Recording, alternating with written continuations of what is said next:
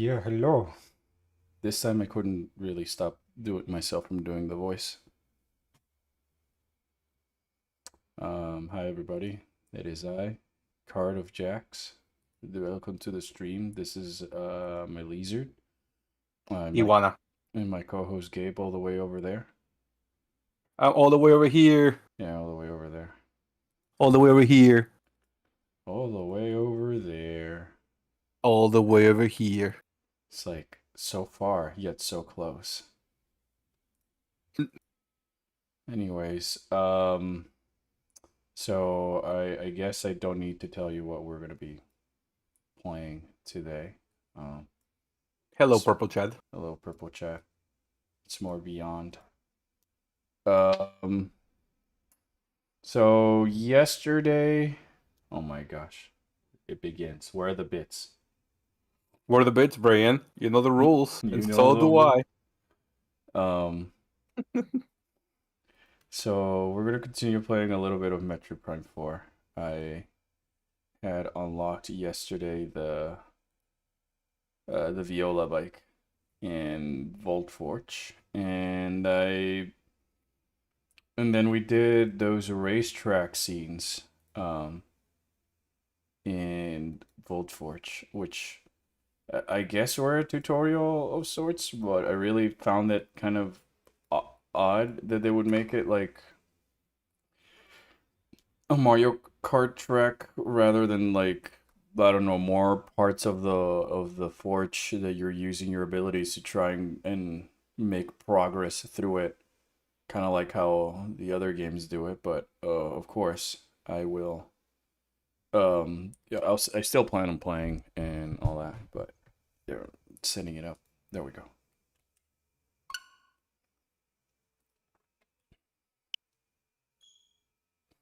So Is that a real beat, Brian? that's not a real bit. It's No, only that's if why. it's only a real bit if it's a cutie next to me. Here's a little sound bloop. Exactly.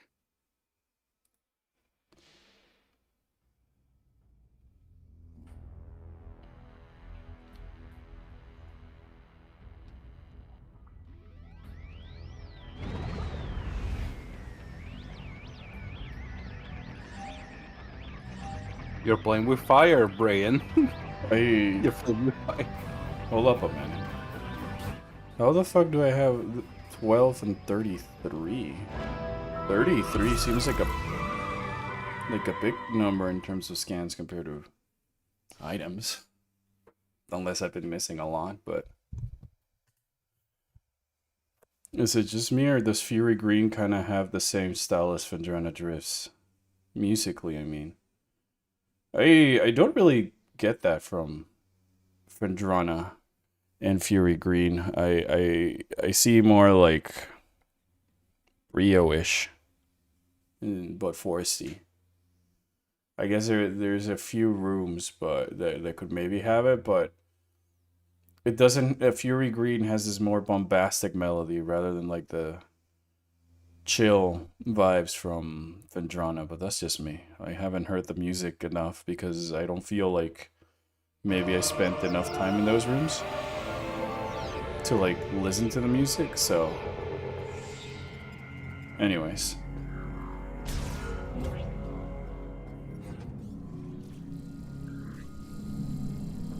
It's like these rooms are kind of cool, but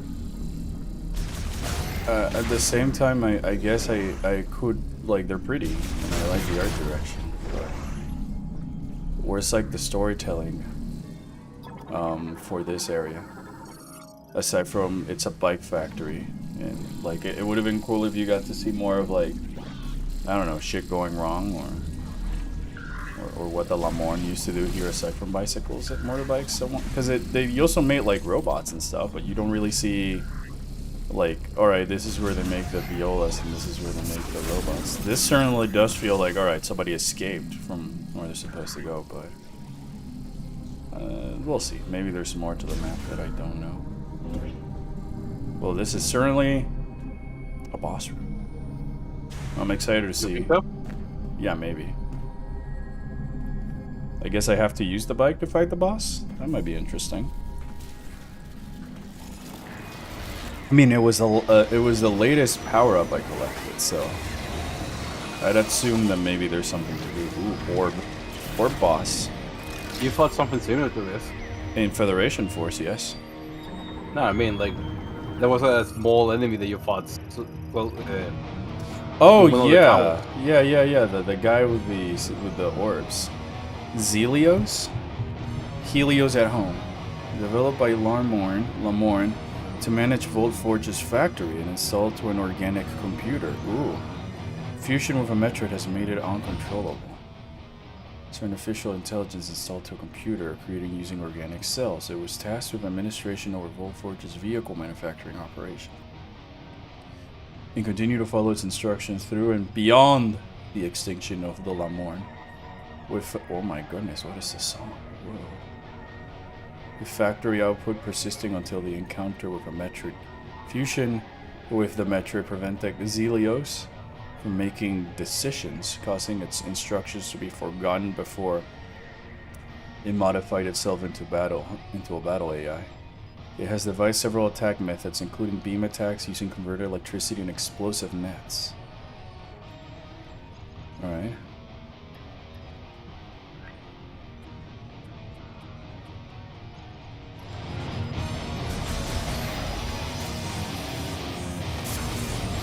How much did you miss? I don't know, Brian. What was the last thing that you saw yesterday? Because I literally just started the school, so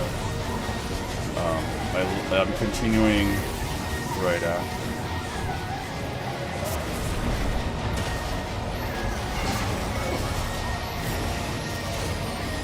I mean, I think that the locations are pretty and their concepts are interesting, but I still haven't found like the part of the environments and the worlds that made me go whoa. Aside from like yes, how pretty it all looks, you know.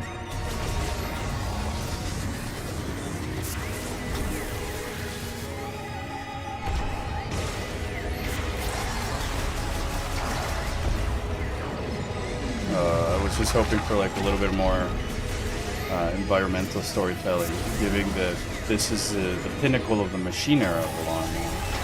I don't know, maybe some more towers or something. I'm not assuming that this is all there is to it, but you know, because there's always backtracking in these games.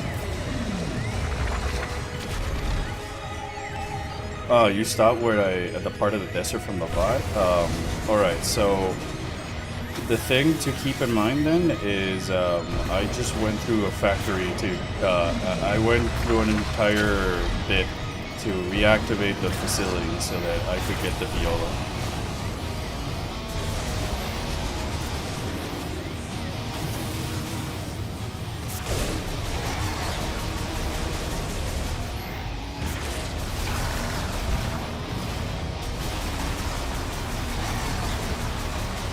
God. That was pretty cool. In terms of damage.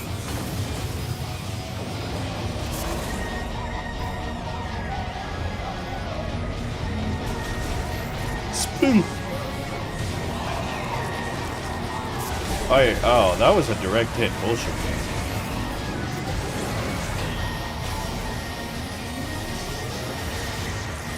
Ooh. Wow. Okay, so I gotta be careful when it does that. It's gonna charge that sort of electricity thing. Wow.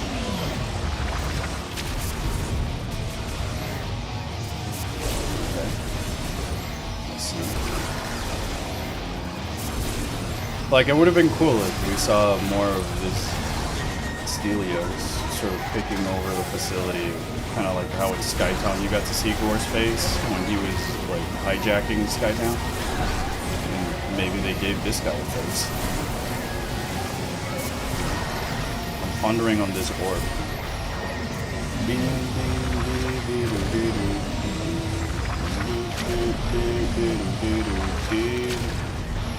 That melody reminds me of another song. I don't know which one. Not like a Metroid Prime song.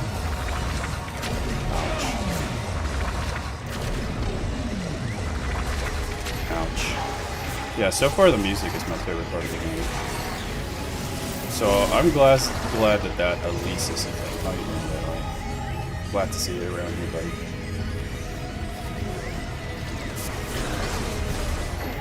I wonder if the name is a reference. I mean, given the fact that he's also an orc boss in the Sky County area, it almost would say that I'd be rather surprised that it's not a reference to Helios. So it's... I'm probably the one fucker who played Federation Force in the entire world, so... This also reminds me of, like, an orc boss that was in Federation Force. It's not a floating rock, it's a AI that's stuck inside these shields and it's using the power of electricity, I guess. I just wish it had a face, because at least Helios had somewhat of a face. This guy's just working. It's fun to fight though. I like that destroying the shields, that it uses full advantage of Samus's mobility.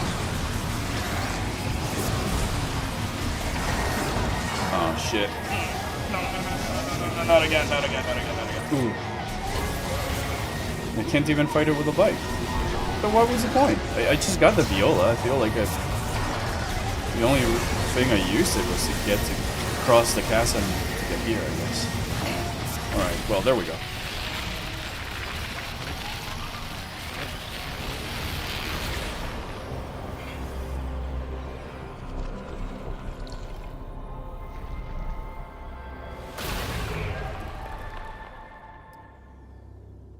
I wonder what this is. It looks like a little Lego cube. Kinda wish one of the troopers in the intro or Mackenzie made some reference to a past feat they know Samus from. Yeah, I mean, for sure, that would have been cool and cute to just like put it into perspective why they're being wowed about Samus for those who maybe did not play the earlier games. Given the fact that they're already going through the troubles of the quips and stuff like that. This boss has a weirdly uninteresting design, but it's fun and well animated and good music. Yeah, I agree. Captain Toad mode. We jump lower. We actually get low jump? What do you mean we jump lower now? What? Wait. Are you saying that, like, as a bit, or is it like now my regular jump, this one, is less of a jump than it was before? Because there's no way, right? I must ponder the rock on his head.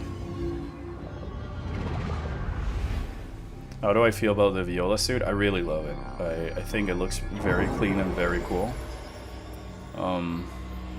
It gives me, like, Echo Z vibes in the good way. I just don't know how I feel about some of the stances yet. I feel like we're back to, like, stiff Miss Aaron. And I was kind of, like, enjoying the more organic-y feel that she was having in Echoes and Corruption. I was joking about the previous message. We'll get high jump. Oh, okay. So gotcha. I was tweaking. I don't know what to believe anymore. Ponder? Well, she ain't here. Alright, that was it, I guess. Thought there probably would be also like some form of cause and effect. We killed the thing. Nah. Yeah. Your reward is the empty feeling Oh. of defeat an enemy. Yeah, I guess.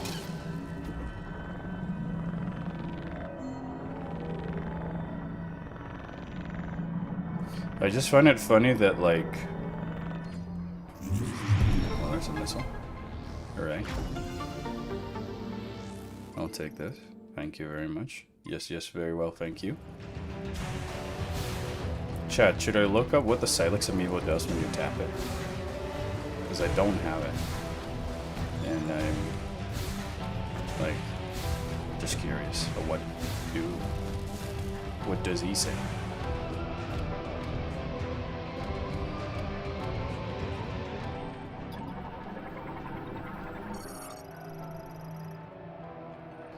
I was expecting you getting a power beam up because of the boss being electric based with beams. Yeah, me too. Like, I don't know. Maybe I'm conditioned to like Echoes, where the bosses in Fusion, the bosses sort of use the abilities of that you have. So, well, you're getting SMT4 vibes. I mean, it really does sound like something out of like Tokyo or what was that dungeon with the. Or you had to pick the side with Flynn, where you're chasing Lilith. I want to look that up because it gives away a twist early on or something.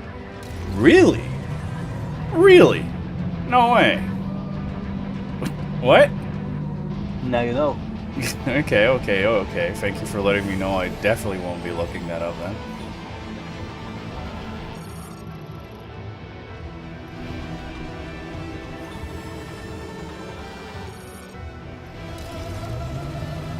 Alright, I guess now it's back out into the desert, maybe? I'll try. I actually think, but don't know. It shows a 100% shoot completion plus seeing at any time. I mean, I guess that's something for that crowd, but wow. I don't know, like the thing I'm most excited about this game is Silex because, well, hunters, you know. It was my favorite character in that game.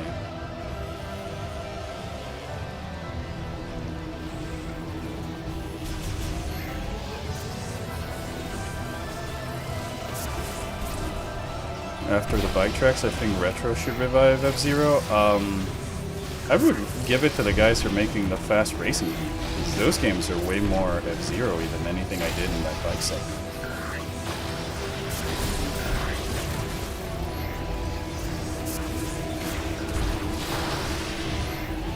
Well, that's just me. I feel like what I played here equates more to like the Master Cycle in like an Ocarina of Time, sorry, Breath of the Wild, than like F-Zero per se.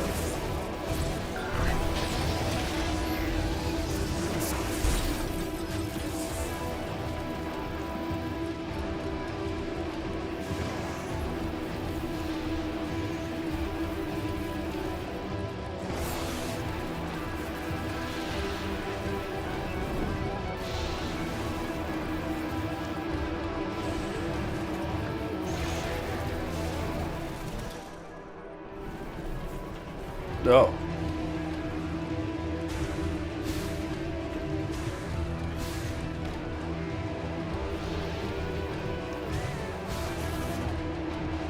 Oh, shit. Well, the melody in this also kind of builds up.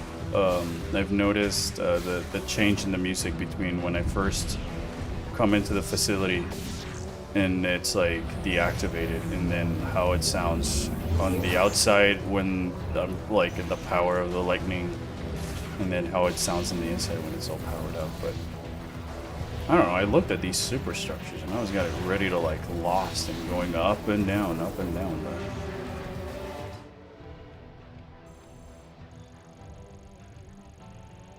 it's just like room 1, elevator 1, room 2, elevator 2, room 3, elevator 3. There's gotta be more to that, right? Right? Like, I don't really feel like I did much of an exploration so far. Just going from one place to the other. Whee!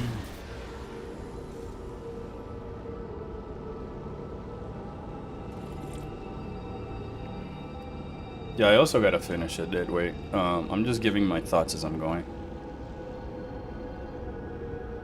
Oh, so this is like the elevator sequence, but instead of it being in the elevator, I get to look at Samosa and her sick-ass bike, I guess.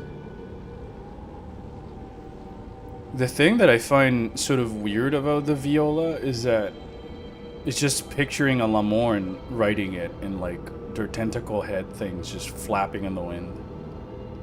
But then again, I guess we could assume that they were also wearing like these biker suits, like the viola suit. Very cool. Alright. So I got space jump. I can't think of much back in Fury Green that I should be gathering that required me to do double jump, so I guess I'll go explore. It is a Metroid game after all. No. Hold on, there's something there. Like, I didn't expect an area with 12 elevator rides in a row like this, but after Dread I didn't expect incredible music, so... I mean, but, you know, I think that music aside and all that other stuff, I was expecting more the, I guess, maze-like, vibe from Skytown or, Chozo Ruins or stuff like that. Well, it's convenient I had the jump there. Alright.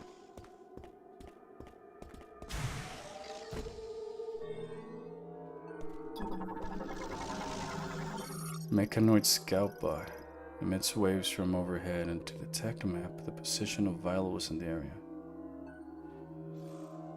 Alright.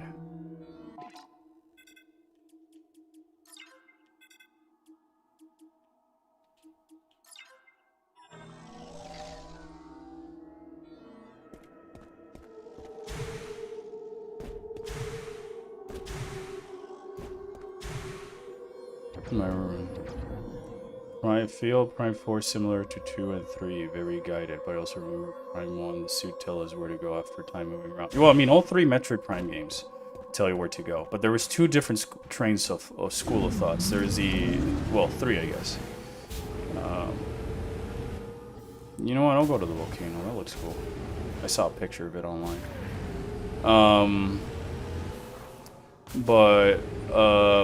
Oh, Soul Valley. Ooh.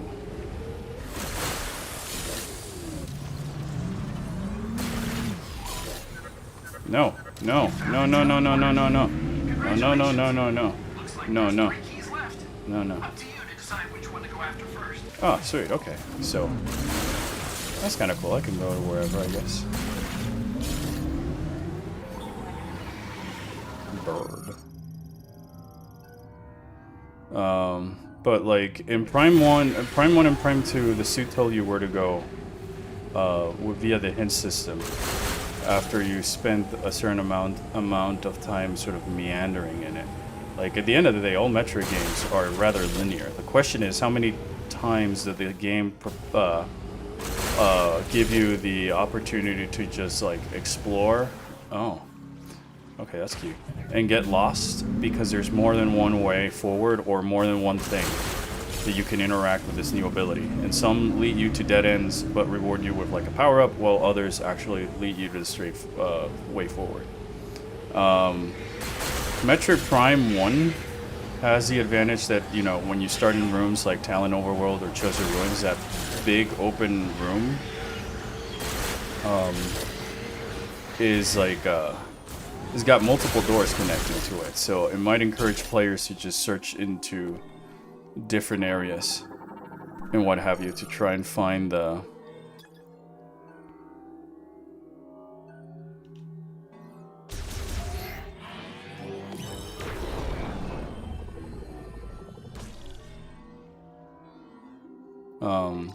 so yeah, Prime 1 and 2 differ because 2 was a little bit more story structured. You go to like Agon Wastes and then you collect most of the things within Agon Wastes.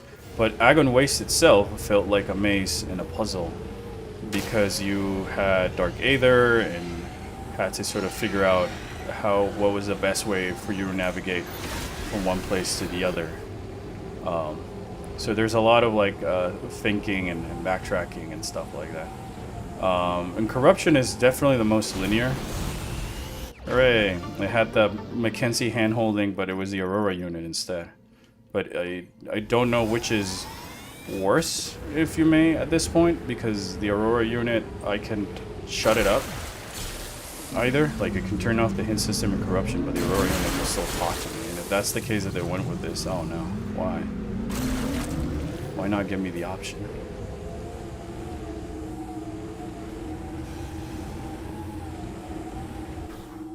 Yeah, all Metroid games are linear. The question is how interesting is to find the line, and how much does the line give you the impression of like.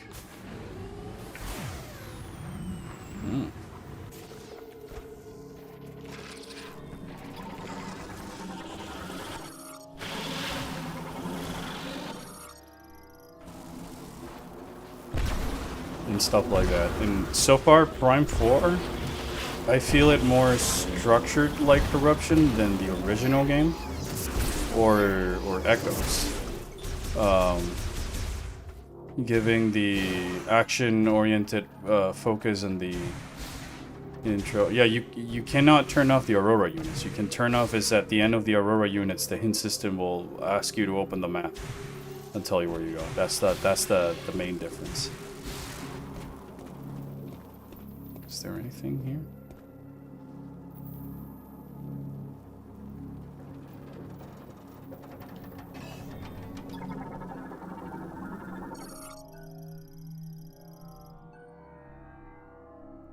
Ah, so I guess I'll get the chance to build a mech at some point.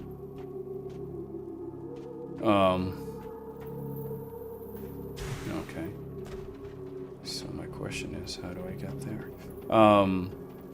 And the like, so it helped you with like the story and the progression, because one thing led to another, and then you saw how things progressively felt sort of organically connected.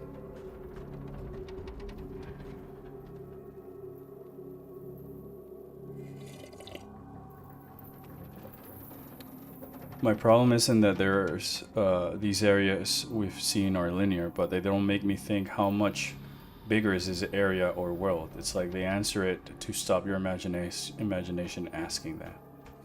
Yeah, and I also feel like there wasn't really a chance for me to get lost. Like, I remember when I started Metroid Prime 1, and you land in Talon Overworld, the first thing I saw was, like, the door that leads to the Artifact Temple, and then I had to take the other line, the other door that leads to the two beetles towards Chozo Ruins, and then that other room had, like, another room above, where the flower is at, and I checked that, and that led also nowhere until I eventually stumbled into Chozo Ruins. I haven't really had a moment in Beyond this quite like that yet. Like...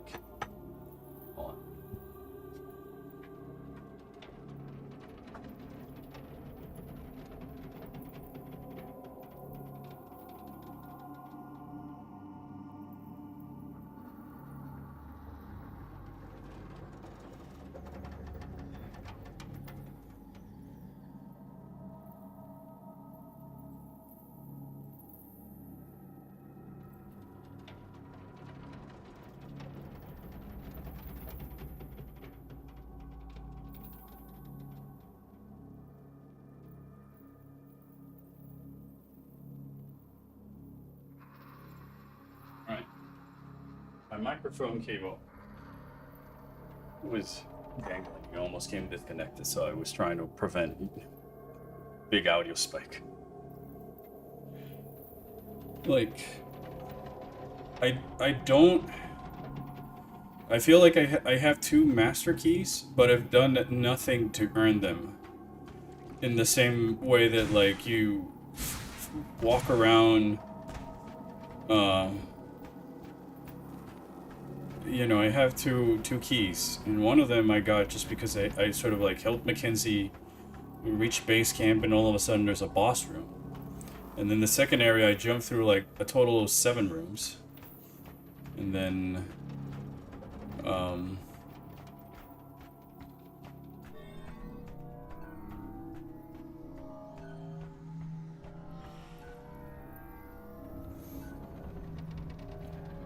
I made up to the final story beat of the game and was wondering how do you like hints to be phrased if you ask for them. As hints of sorts, you know. The vague that you can be, but on like giving me a hint, the better. But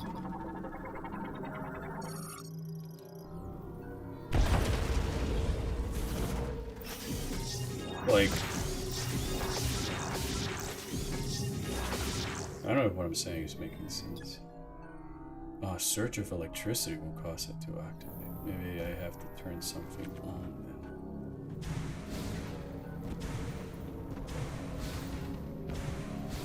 So like I haven't felt the same engagement or exploration. I got lost and I finally found my way towards Blackburn. There's this boss that now I have to face.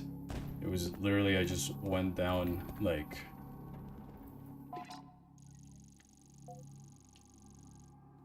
You know? I arrived here, and then I went down in a straight line until like I got to this room. In which case, this door was locked, so I went here and got the psychic powers, came back, moved forwards, used the save room, but this area's blocked, and this area's blocked. So I went around the little Disney ride circle where the isopod gets killed by the, what is it called, a Griever? And I found Mackenzie, and then we crossed the bridge and into a room, into another room, into another room, into base camp. I leave him there in the baby park. And then I move, and then there's boss.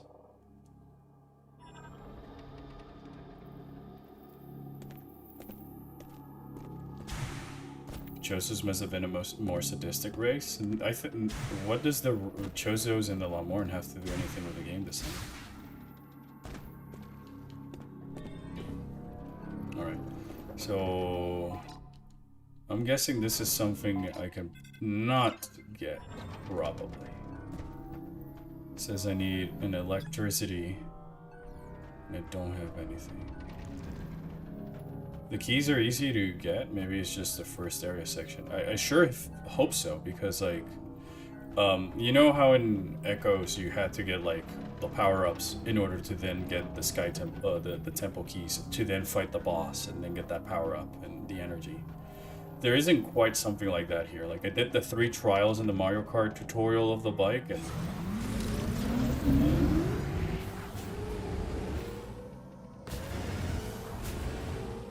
yeah, I mean, the Chosen do like make the temples in their areas, but if you're talking about how to get through from one area and the other, bird. Even be bird.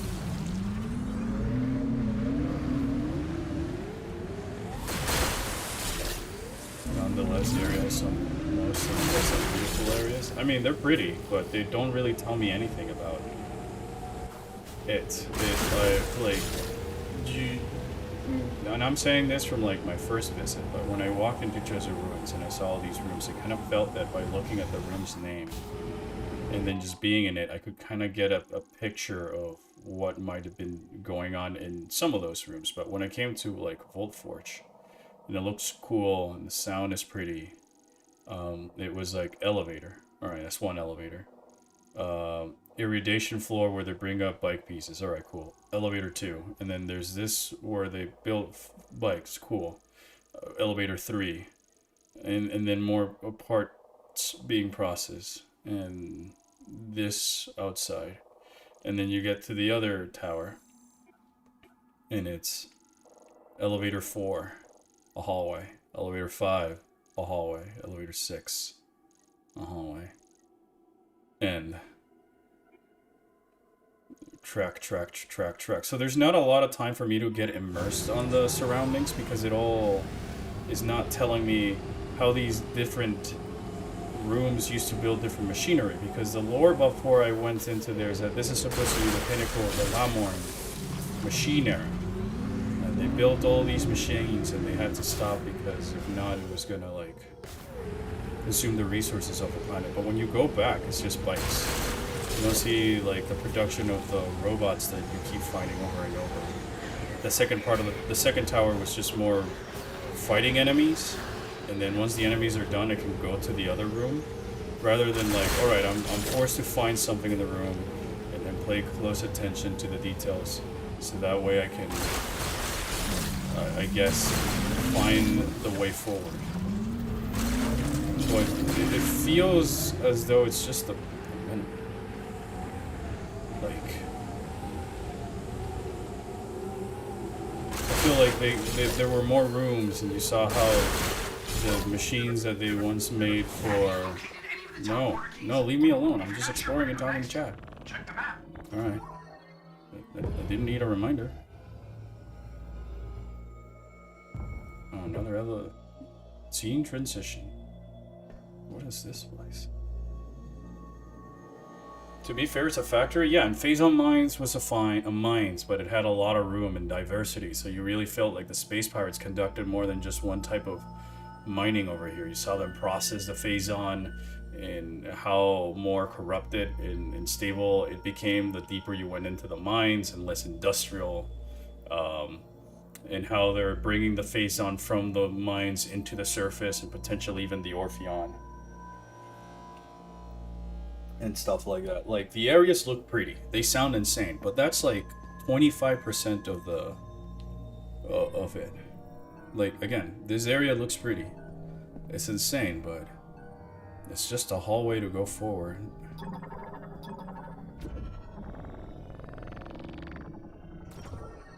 What are the greens rock for? And what is the green bar above it? The green rocks?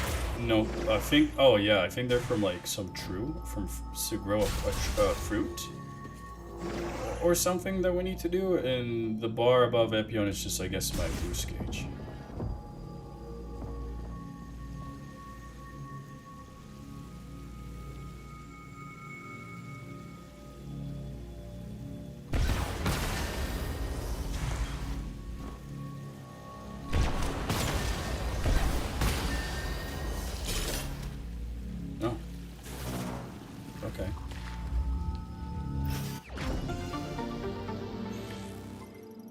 Oh my gosh. Nitro boost? For real? And my alert's not working, if it's the case.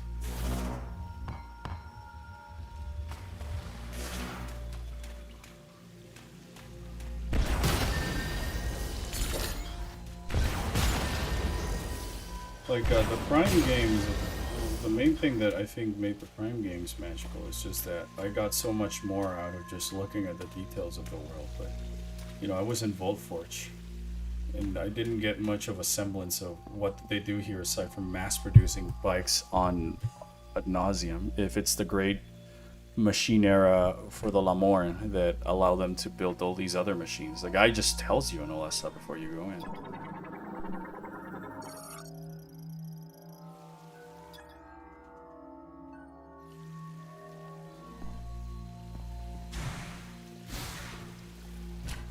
I don't know about that yet, Brain. Like, I'm still in this portion of the game. I'm assuming I have to come back here with a power-up.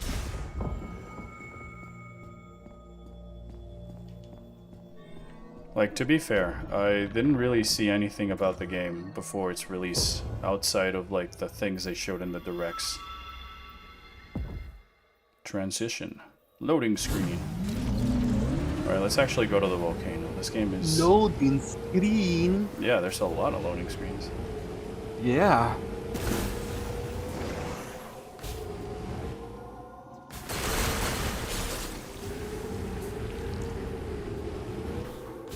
So no stage variety, rooms looking the same. Yeah, I mean, we'll see.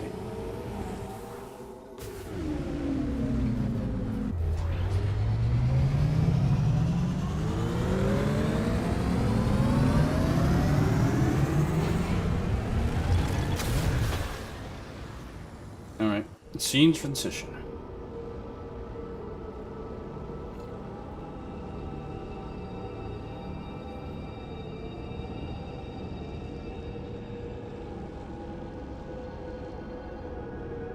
Like, these shots look cool. I like the foreboding drone atmosphere that plays during them. Oh, that door looks cool.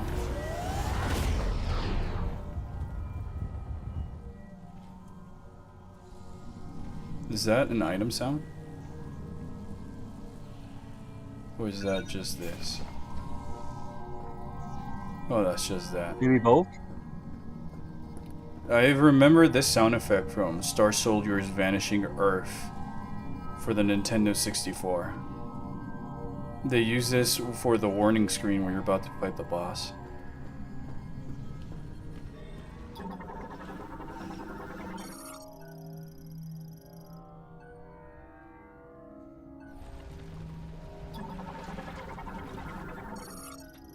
IMO Prime 1 is a better game than this, but I do think this is up there with the other two. I don't know about that yet, chat. Because the other two, I think people just do not give it enough credit to what Echoes and Corruptions did in their map design and adventure layout and environmental storytelling and boss mechanics and how you use one item to go collect the other one and stuff like that. Not to mention the variety of things there were to fight with. Grenchlers, Commando Pirates, Ings, Hunter Ings, Ink Smashers, Quad MCs, Quad MQs, the dangling things from Sanctuary Fortress. You have to use the secret missiles, Pillbugs, the little worms in Agon Waste, Splinters, alpha variants of all these enemies. My friend, I have to do a thing, so I'm gonna have to let you prime by yourself. So I'll see you later. See you, Gabe. Thanks for the co-host. Alright.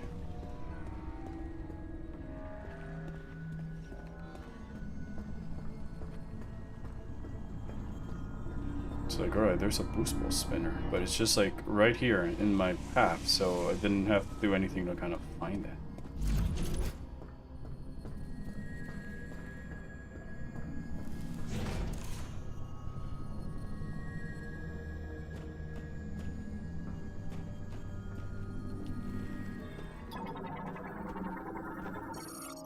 Light delivery truck.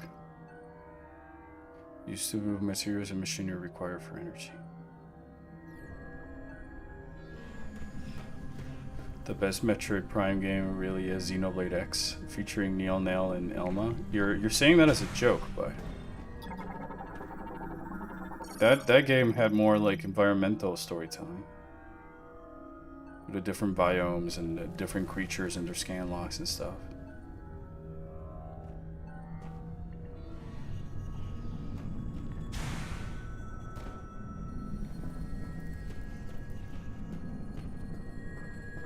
Eruption might be the worst of the 2000s trilogy, but it had the best combat. I never skipped the Space Pirates fight in 3. I went through all the 3 games before this one, and I think the combat is not as good. Oh wow, cool. Oh, I can't wait to I can't wait to go spelunking in there. Flare pool.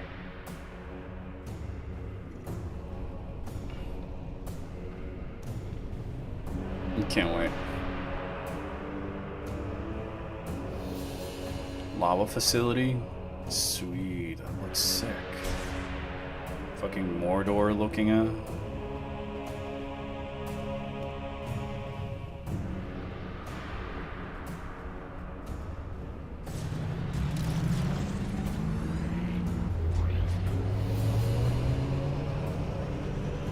Yeah, I mean, the vistas are pretty, but how fun is it to explore them as we go in? I guess I'll rev up my bike and find out. Oh, another loading screen. Oh my gosh, Sea looks.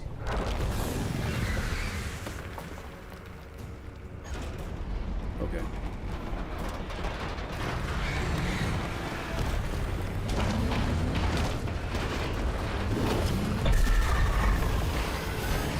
Oh my gosh, Akira slide.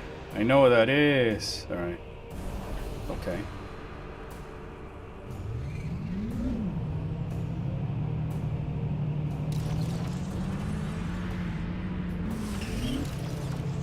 He's called Silux because when he sees Samoza, he locks the door. Alright, Sabletooth, I'll give you that one. That one's funny. Oh, so... Okay. I guess it's a dead end? There's no way I can just, like, hop. No. There's just no Yay! way. Oh, thank you for the yay. Oh, shit. Oh, shit. Alright. Okay. Nothing there. My comment with the Prime 3 corruption combat is that I feel we think is better because you're aiming the Wiimote at things and enemies kind of move a little bit more.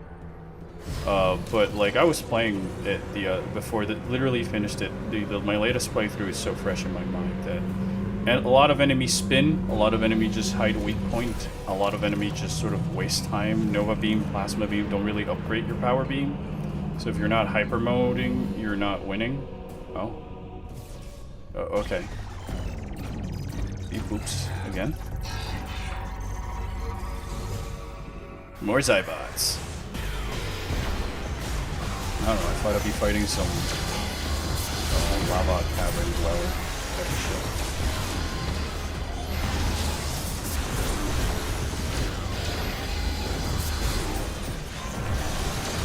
Yeah, like, they have all of these and the more machine era and stuff, but it was just a life factor. Didn't really see them testing out weapons. A research center to find ways in improving the bike, or robot part, how the bikes slowly started becoming robot parts type of stuff.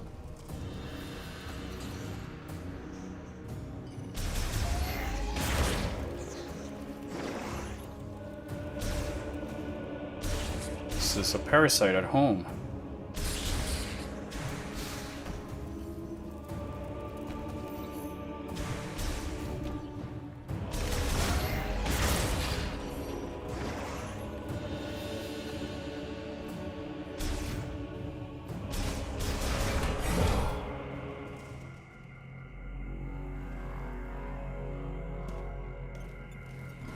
Search a save room. You know, I've not really done anything in terms of finding my way through. Like, this just happened to open by itself after I triggered one cinematic, and then it's not like Silex took down the bridge and now it was up to me to see how I get in here. Takes waste brought to delivery trucks and transported to the scrapyard. Alright.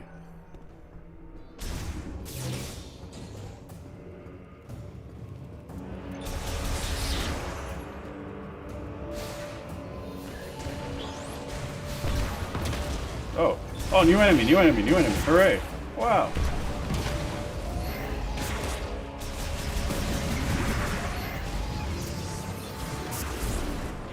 Gosh, my capture card is having issues again.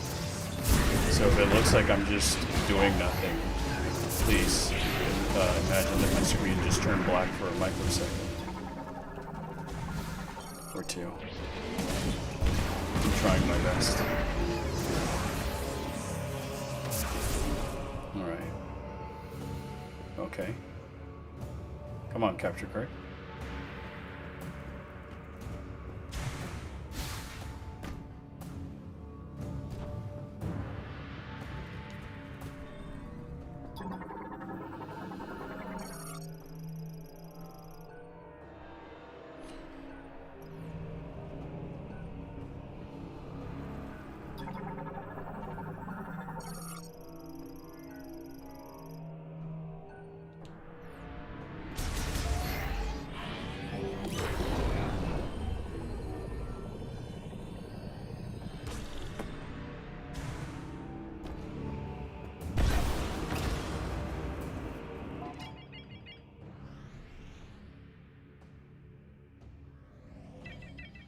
Why?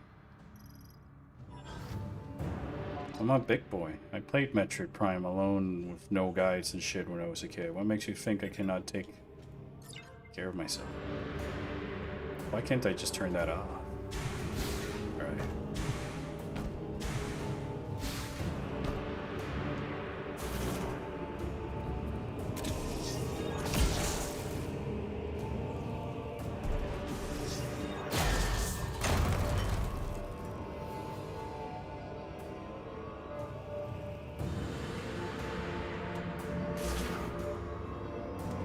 This is a key. Fire chip. Dope. Ah. Oh. Alright.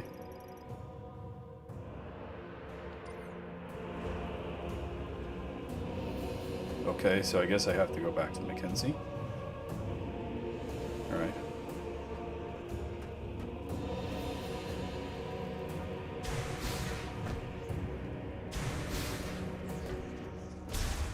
Like, it looks pretty, but none of this is telling me anything of what was going on here aside from they mined in a cave, and here's some derelict mining equipment. Like, the controllers feel good at least. Like, I like how Samus moves around, I like the firing rate, I like firing missiles, I like the quick, more seamless transition between Morph Ball and Human Samosa. I like the fact that I can say the same about getting on and off my bike. Okay, it was just loading even though there's a speed limit. I guess I was going too fast.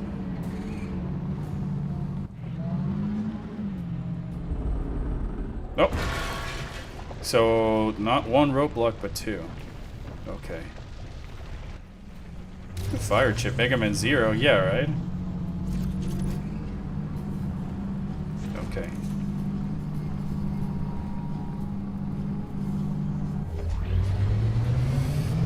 Okay, so this was just nothing again. Into a loading screen.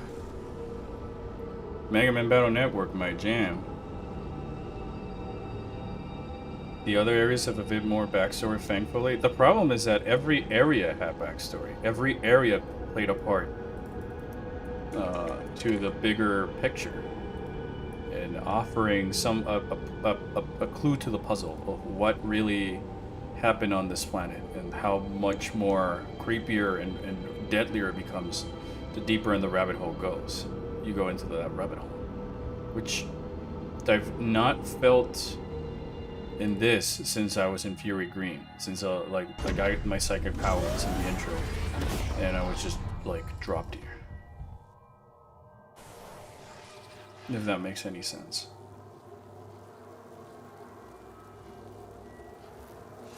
I'm not trying to be a hater, Chad. You know that if there's someone who's excited, for Metroid Prime 4, it's your boy. It's sort of like Metroid Prime made me into it. Echoes like solidified that. Corruption was like, oh shit.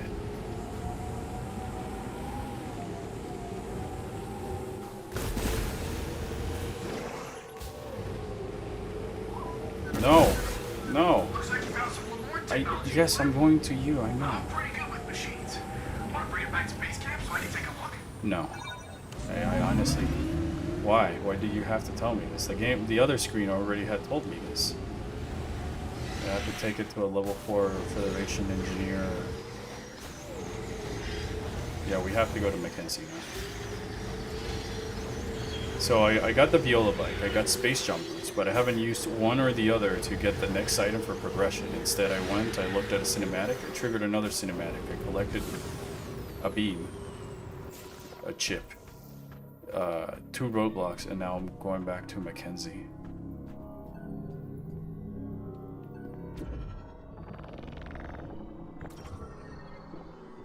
Trans loading screen. Ooh.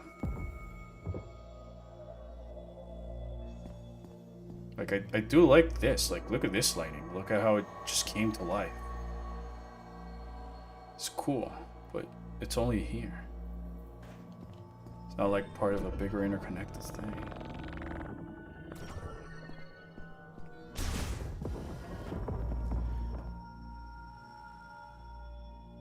Interesting. I guess this is the MacGuffin room. I thought... How many MacGuffins are there? Because there's these green crystals that I need to go for. And then there is the 5 master teleporter keys for the thing at the Chrono Tower.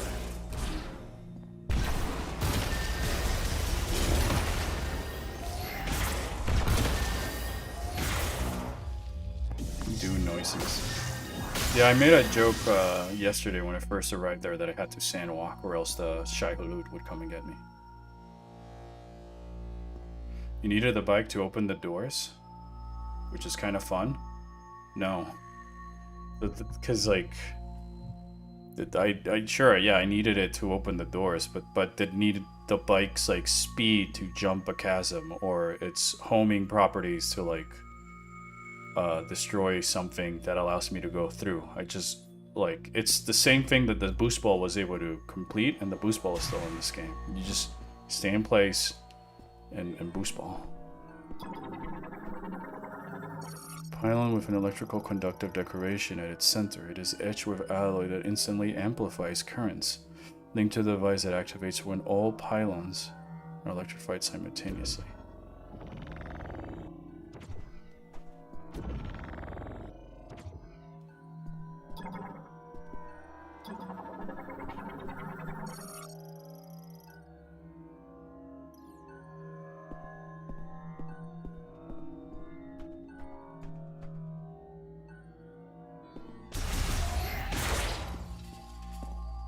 Like, the plasma beam is fun not just because it opens the door, but because you can use the plasma beam to melt the environment and melt your opponent's phases.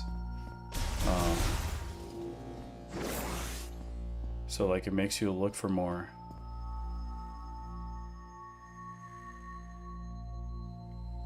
And like, I feel like if it were another Metroid Prime game, the whole... I know I need to go there. I know I need to go. I know.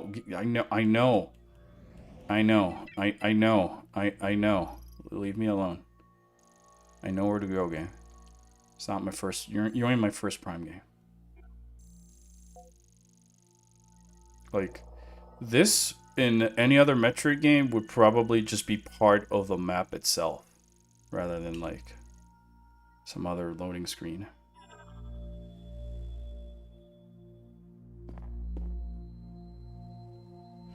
I'm noticing a playstyle difference between you and me. In the previous games, wherever I enter a room, I immediately use the scan visor. I used the scan visor last, even as a kid, because I felt the game looked too pretty for me to be looking at on this mode. And with this sound. And I'm kind of like the puzzles. I like myself a good puzzle, so like, why would I spoil the solution by just scanning everything? I would like first try and figure it out and then scan my way through the room. But you know, I was a dumb baby kid. Alright, I'm assuming I cannot do anything in here yet either. Which I guess is cool, if it weren't for the fact that like, now I have to go back to another room to activate another elevator loading screen. 1, 2, 3.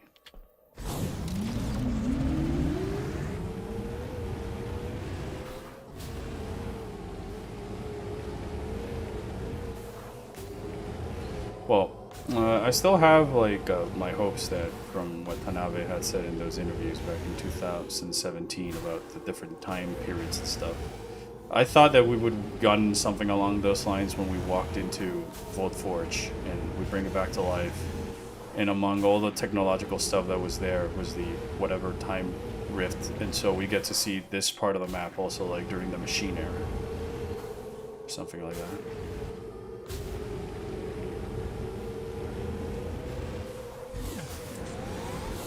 So the worst Mackenzie moment is that if you spent even just a couple more minutes in the desert earlier, he basically says, hey, I know, I said you can explore anywhere, but actually please go to the volcano. Oh gosh. Then why tell me? Then why tell me I can go to any area? Or why not just like leave it as, if I call Mackenzie, like I'm stuck, I check the other areas, Mackenzie, and I'm like a little baby, and I call Mackenzie for help. And Mackenzie's like, you know, I did more scans, and I can see some weird activity coming from the volcano area. Like, I feel I'm scanning in this game just to know how I can... Where's the map? Where's the map? Oh. I guess I was too zoomed in. Just to see how things interact, but rarely am I scanning something that's like Chozo Ruins, Aether. They're like, oh, this is just something that the Luminov used to do for decorations, and this is like their thing and whatever. Alright, that's Vault Forge.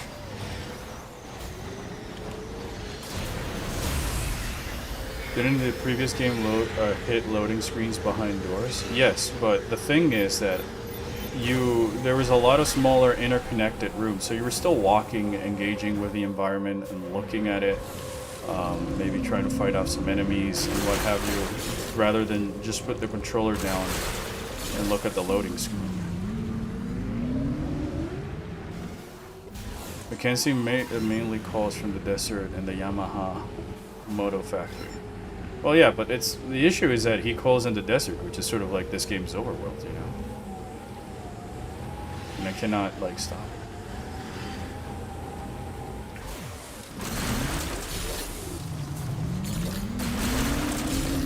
Loading screens are much faster on Switch too. Well, I hope so, given the fact that the system costs, you know, $450. And then the game itself costs an additional $10 than the Switch One version. So like, I'd taking that as a bare minimum that the game loads faster. But like, this is still like the Switch One game, right? Like, I was all on board for the different ideas. Don't get me wrong. I'll be the first guy to always champion new ideas in Metroid games. Try the wacky, try the weird. So long as there's exploration type behind it and like stuff.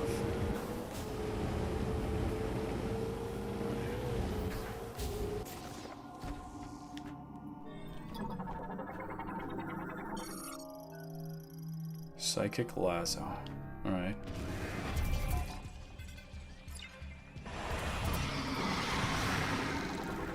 Sand Reaver. At least these guys were fun to fight. The Lamorn looking up. I mean, he's still got the 4 tentacles in the head and like the 6 limbs.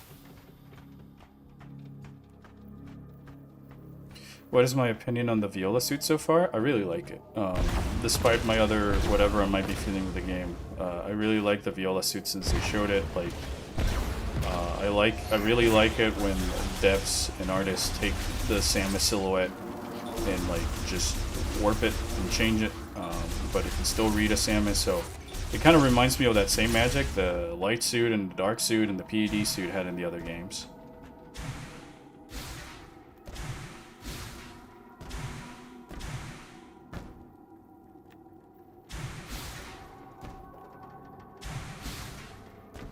There's a missile there.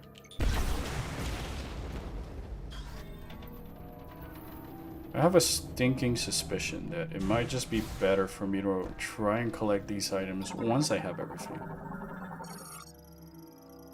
Viola suit looks like an actual racing suit Samus fight. Yes, and that's kind of what I like about it, especially given that's like the bike and whatever.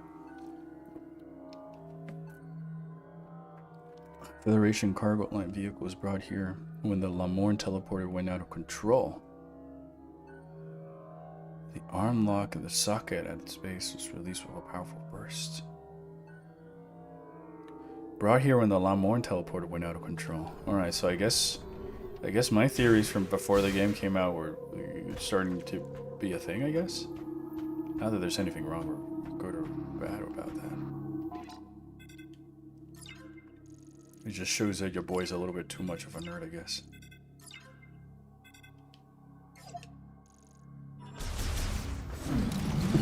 The lore of the moment, we built badass motorcycles to move around the rest of the desert. DN. Oh, don't forget, we also made a sick-ass temple to like purify ourselves and share knowledge or whatever other Lamorn thing happens. But I didn't really feel like I reached a temple center quite like the temples in Echoes.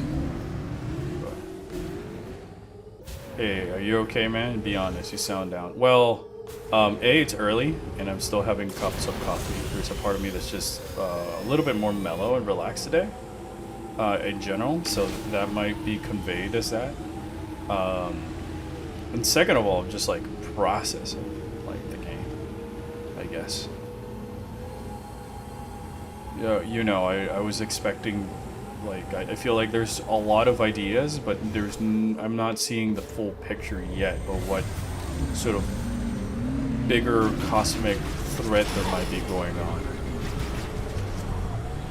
You know, in Prime 1 by now it would be at least have the name Phazon be something that holds some bare significance. Oh, it just marked it out for me. I didn't even have to go and scan it. I was trying to get there so I can scan it. Alright.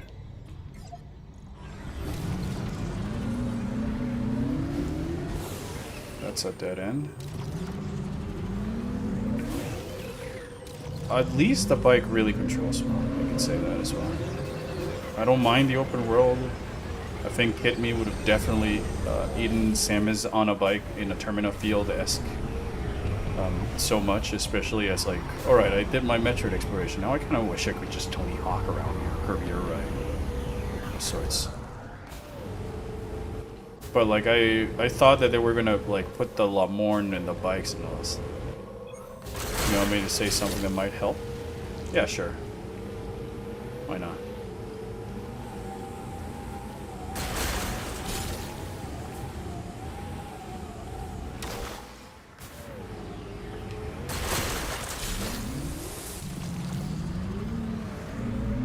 Still waiting for a 3D fusion suit moving Metroid membrane.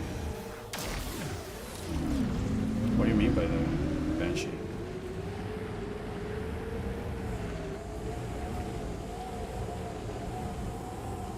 Yeah, it reminds me of the Great Sea from Wind Waker. Yeah, but it's just, I guess, missing the bombastic music. Don't get me wrong, I kind of do like that. I'm a weird guy, and I do like my spooky, no sound ambience and stuff like that. But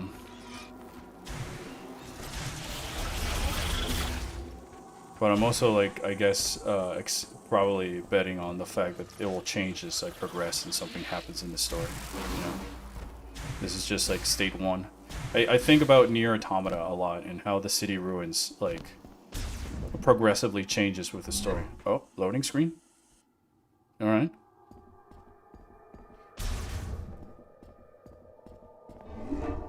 I enjoyed the game a lot more when I kept my expectations low and accepted it will probably be my least favorite Prime. I mean, that doesn't really help much, for being fully honest. Because I had no expectations, is what I'm saying. Like, I jump in ready to just experience whatever it is. All I wanted was to be lost and explore alien cultures and finding puzzles and stuff. Do you have thoughts about the Lamorne look resembling other enemies from the Prime series? I mean, aka the Metroid Trainer, this looks pretty, but it's just a Vista, mentioned that, you know, the Lamorne kind of looked like the Metroid Prime core membrane. And like, between waiting and all that stuff, the more I saw it, the more I thought he was going there or something. So like, with Beyond and all the things that Tanabe has said about like wanting different time periods, that perhaps Silex was trying to like just rewrite history to a certain extent, not necessarily to bring Phazon back, but to something that might go even further back beyond. Oh, another. Oh, okay. Where am I going then? And stuff like that. So I think it's cool, but I'm just trying to see more of my story. Sounded a bit miserable about the game for about half an hour is all. I mean, yeah, because like at this point I was expecting like, dude, I'm so lost. Where am I supposed to go? And like, all right, oh, okay. Ah, so this is how you come all the way back here. Okay. I mean, it's also because like I'm just being mellow. I'm trying to not let too much positivity or too much negativity just get to me, and I guess I just tend to be a little bit more of a mellow person in general. Like even when I was playing Dread, but in those days I was playing more at nighttime, where I think I just have a lot more energy, and definitely more of a night person than a day person. So that also plays a little bit. Should probably go make some more coffee. Like the fusion suit pulsating like it was alive. I want to see that in a 3D Metroid game. Yeah, that might be actually cool. Alright, now that I'm actually backtracking, even though I'm just backtracking to base camp and not really backtracking to find a new portion of this map, I think. Oh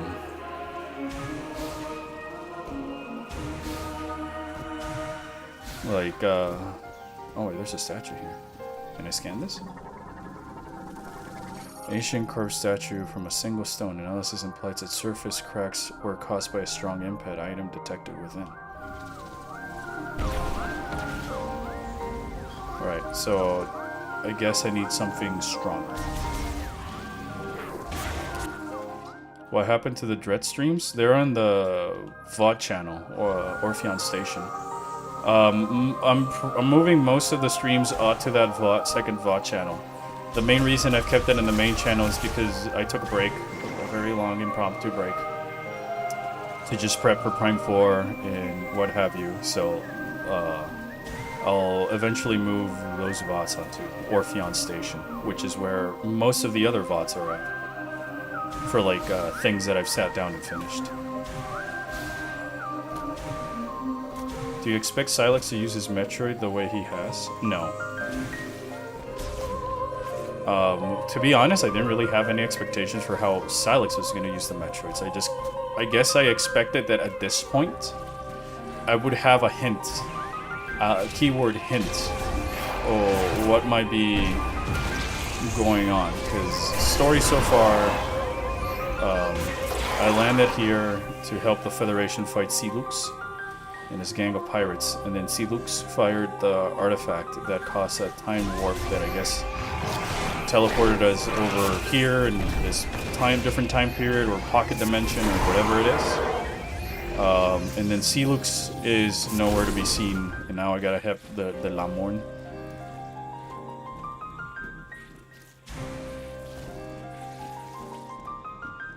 I'm just trying to see if there's anything for me to destroy or items to find. Would you say the missiles feel weak in Prime 4? No, they feel strong. They feel powerful. I think that the reason they might feel weak is because you need to fire more things to kill stuff in this game in comparison to the others. I think the missiles are their most weakless and sort of like whatever in Corruption, where they're just, once again, like everything else in that game, completely overshadowed by the hyper mode. Like in the other Prime games, it takes like 2 missiles or so to kill a space pirate, but in Corruption, it takes a lot more. And in Corruption, it's just because everything is there to cater for the hyper mode. Alright, so there's that thing I scanned. I think I missed a scan at the beginning of the game, but it's fine. I'll go look for it later.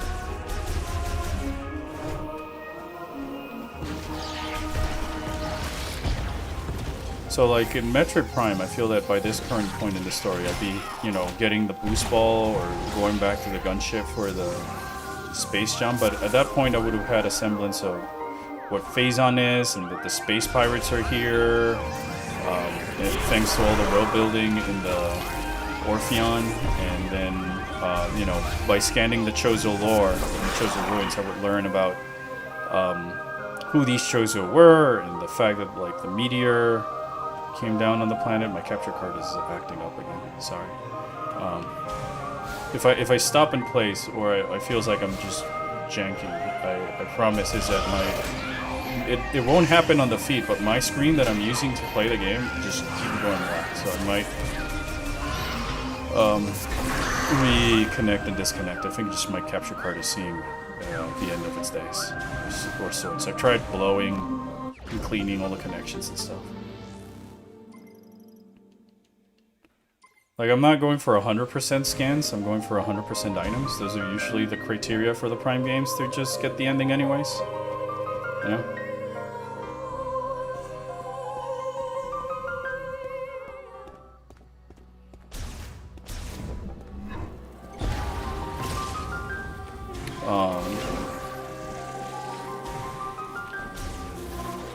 You know, there's even an item like him behind the gunship.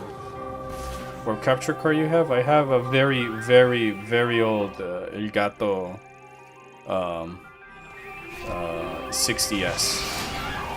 Very old. I bought it secondhand as well back in like 2016, 15, because I found it at some place and a discount, of course.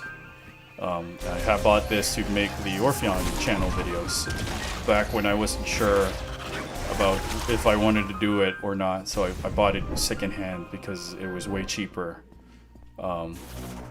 It's been working perfectly through all these years, but ever since like last year it's been acting up, and now it's really acting up.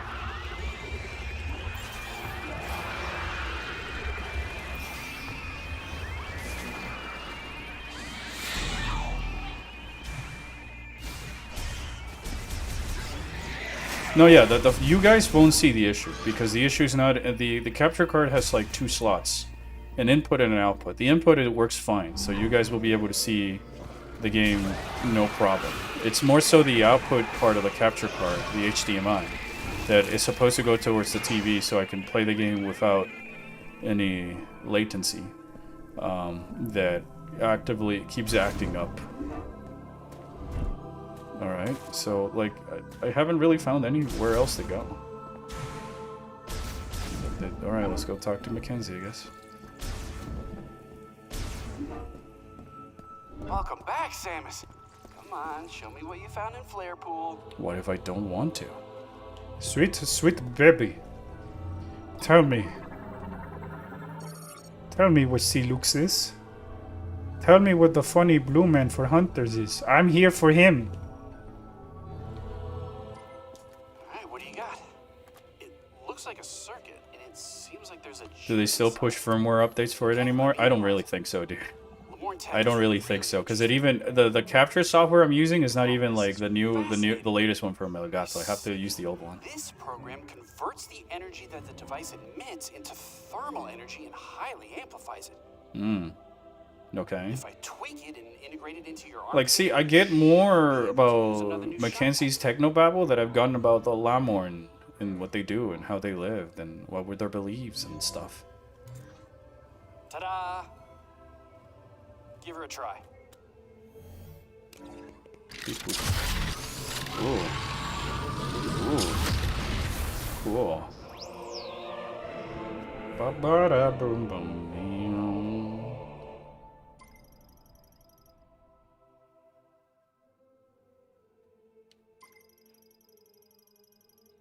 I find Reavers fun. So far. Because I find them like interesting to shoot at. They dodge and they hit the missiles and they move out of the way, rather than like other pirates in the original games where they just kind of stand there and take it. But you know, it's a Metro game. If you find anything else, bring it into me. I'm dying to do more experiments.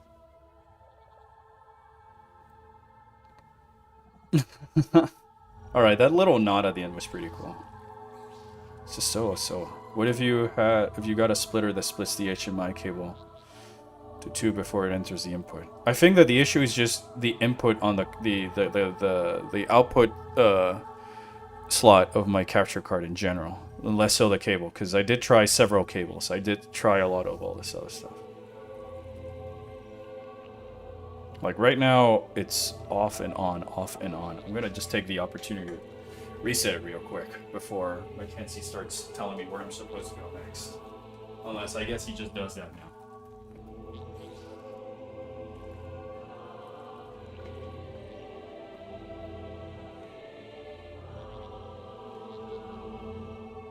Alright. Nope.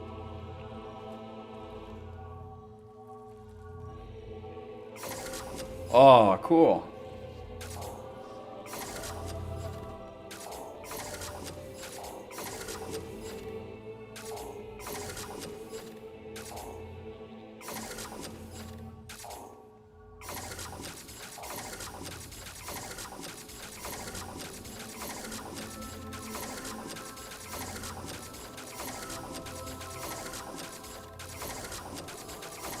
This is fun.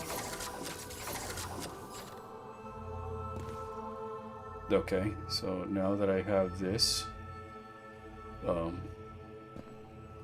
I guess in my mind it makes sense to go to the ice world. Burn it all down with fire shot.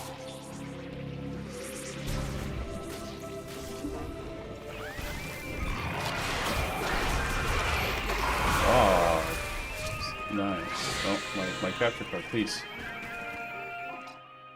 Please? Thank you. Oh, please. Capture card, please, please, please. I just want to play the game.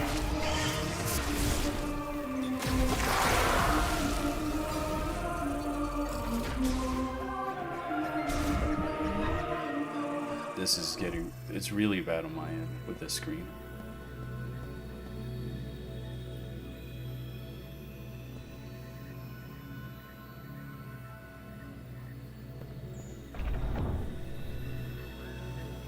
Oh, I'm gonna try disconnecting it again.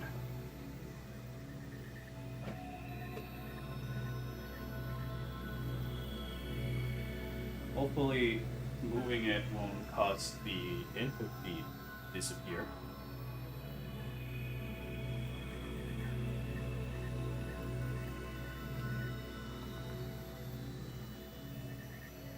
All right.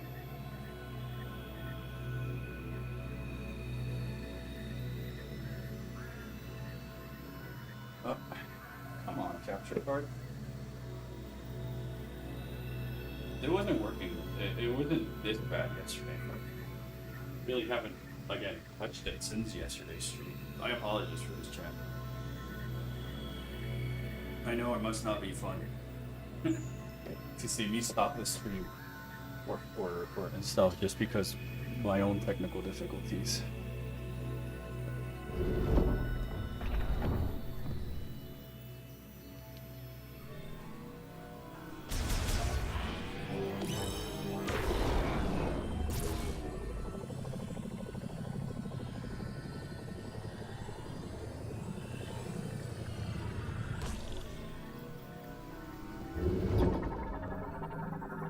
If you have not yet mastered the elemental power, come first to this place to learn and discover what the device has to teach.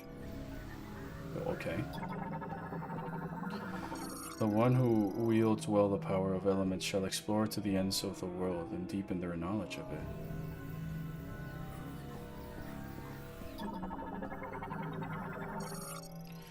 More than a Lamorn priest, I am one who freely commands the elements. Okay, so some semblance of lore. The element of fire burst forth into this world. It was the first element that Lamorn learned to control. He must know its origins to be its master. So again, another comeback here later of the power-ups. Okay, guys. Well, I'll try and go to the ice world. There's this over here. Magmor was boring, but Fen was peak Metroid. Only the swamp from Echoes was better. If I may offer like a different perspective. I'm waiting on my capture card, which is now completely not working. I grabbed that completely blind, by the way, chat. I can hear the game through my headphones, but I cannot see the game through the TV. When it goes black, I play from the delay. The delayed feed that was on the software. But the Magmor was peak in more than one aspect, and I think people really underappreciate it. In my eyes, it's peak because A, it's the transition area. It's the whole Soul Valley, but it's this cool Magmorn caverns. You're in a cave, it's underground and different to like the surface areas of Treasure Ruins, Phendrana Drifts, and Talon Overworld. But you also find like the thermal facilities and installations that the pirates have been using to harness like the lava for fuel so they can go and use that for Phazon mines. And there's an elevator in Magmor that takes you also to the Phazon mines, which helps bring that narrative full circle and stuff. And so you see the same type of hallways and constructions that they would use for their facilities in Phendrana that help you understand that this is not like Chozo artifact, but it's pirates putting up their own things as they excavate and like get the head start on you on trying to figure out what this planet is. So you can tell which rooms the pirates have been or not in Chosen Ruins based by how much of their infrastructure you see in there. And then you go to the Phazon Mines and you find the pirate, the trooper enemies with the different beams. So like, it all feels interconnected towards that story. Not to mention that it also even had its own unique set of enemies to fight, like the Magmor, and it introduces the Puffers, and you find what's it called, the little mushroom that you shoot and it turns around so you can use it as a platform. So like I always liked it because of that aspect and what it adds to the story and to the world, but in a gameplay sense it's just supposed to be like a little connection area that takes players from Talon Overworld to Phendrana Drifts. And it kind of makes it cool because the only way you can reach Phendrana is via Magmor. So it gives these maps more interconnected sense of you have to go through one and the other. So it does help that Magmor is pretty small and linear, but there's very much a lot of convenient ways that you can traverse Magmor, because in Talon Overworld you have that elevator that takes you to the middle of Magmor Carpets. So like you can quickly just get back to wherever you're going. Like, well, I gotta manually remove these. Okay, I guess. Oh, whoops, wrong button. Marker. Alright.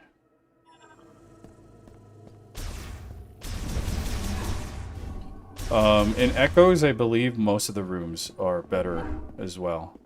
Torvusbog, which is the one you mentioned, is fantastic. Oh? Hold on a minute.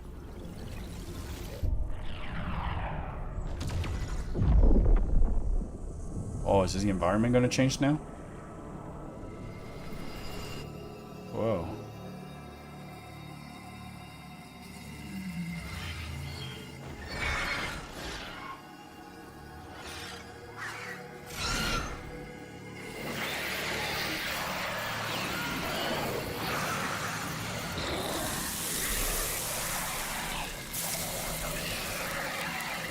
They're turning green. Mountain Dew. I guess they're see. Oh, I thought for a second that was gonna help like make the vegetation or whatever like evolve or change the time period.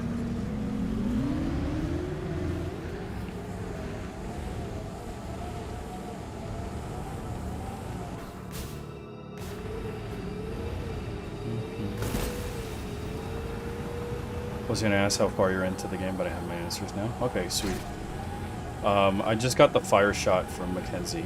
And though he hasn't told me, my gut tells me that I should be going. That look weird? Did it kind of like glitch? Oh, I guess it changed the terrain from one visual to the other. My gut tells me to go towards the ice area. That was the thing that just happened. Oh. I don't know, I thought that probably would have changed something in the environment. Well, it's a good thing I have Fire Shot. I do really like that the beams are just like now on a separate button, and that they changed like that. This is super cool. Like, no matter what, this is insanely cool and insanely fun.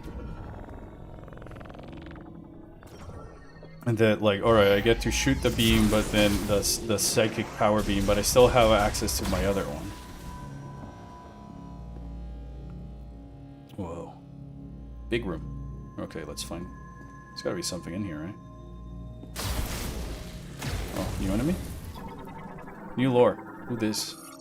Web crawler.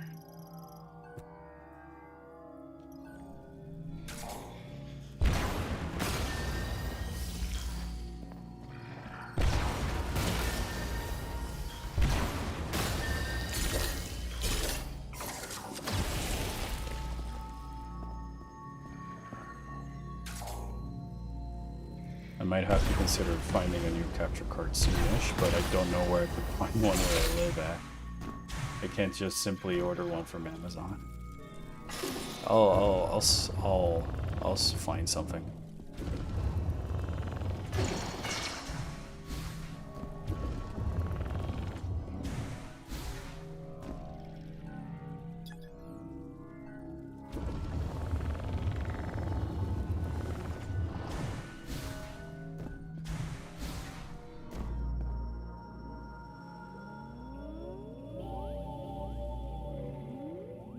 Whoa. The sound is crazy on my headphones. Oh. Just taking in the little...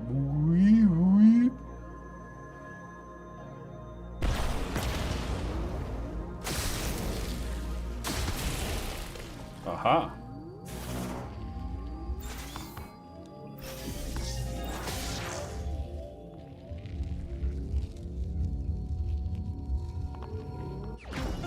So I like that the beam feels like it's echoes but prime. It's like, I think they found the perfect compromise where you can still swap to them and it does the cool little transformation. But you still have like the ammo system that makes you more wary about when you want to use the beams. But because you have sort of like two beams on at once, it gives you just more incentive to use them congruently. Oh wow. Oh wow, this looks crazy. Wow.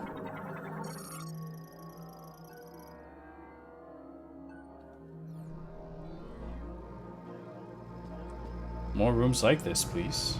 Oh, it's a power up, right?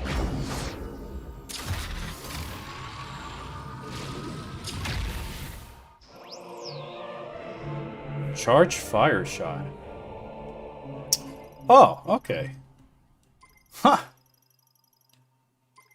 Cool. All right, that's super cool. It's like the flamethrower in the Wave Buster, but I assume way more usable because it's like a charge shot. Lore? Oh, no, it's just back to the overworld. Okay. Favorite boss from the Prime series is the first phase of the Metroid Prime fight. That's pretty good. I don't think I have a favorite boss, but it probably is the Omega Pirate. I just like the narrative, the build-up, and the mechanics of the boss itself way too much. Meanwhile, you got the normal fire shot 8 minutes ago. True, but I guess that this one is the option. And not knowing that this is in the way, if even I'm going the right way, which has me very much excited.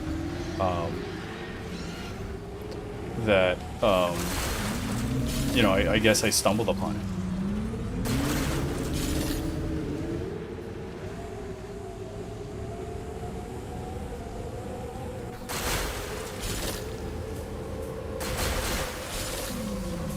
This is really a problem because I'm very OCD with these type of things.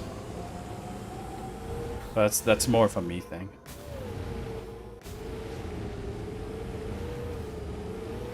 What did I miss? I was here before you went to babysit Backseater Mackenzie. I just got the fire charge shot, and it was located in the desert through a alternative little cave thing I found.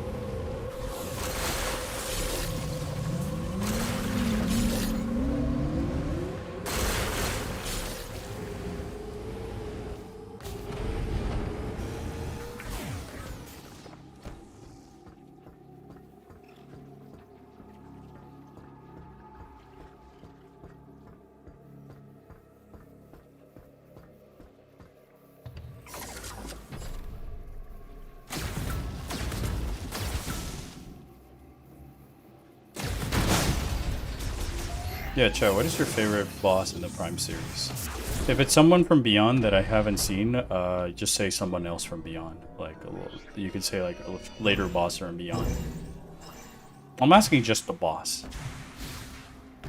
Is it psychic or fire, but with feel like Prime 2? It's fire, like in Prime 2. So, Brian, the way it works is I can have my power beam and fire missiles, or instead of having the missiles, I can swap to having the plasma beam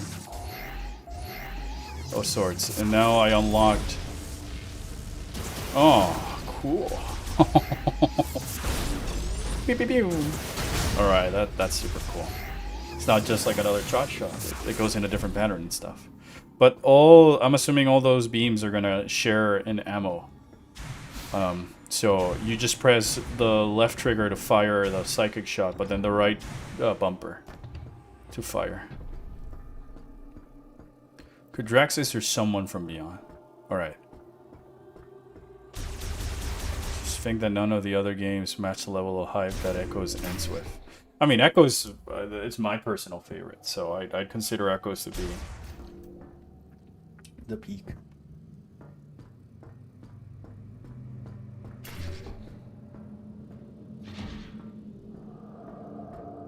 Ooh.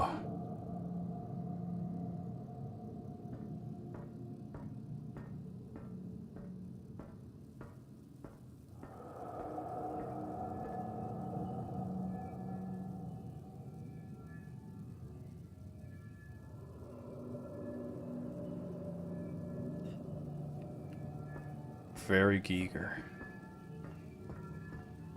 I like the sound effect that makes it sound like if it were someone sleeping.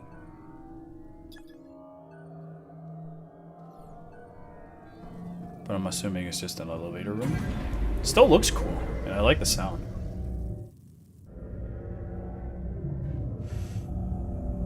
Well, right now I still don't know where Prime 4 ranks for me, so I don't have an opinion on which boss is my favorite on this game. Yeah. Well, I think I liked more the Carvex boss than the Xelios boss. Oh, an elevator room for... So I had the little transition of Samus going into that hallway I was before, to then reach an elevator room for another mini transition for the actual loading screen. Okay.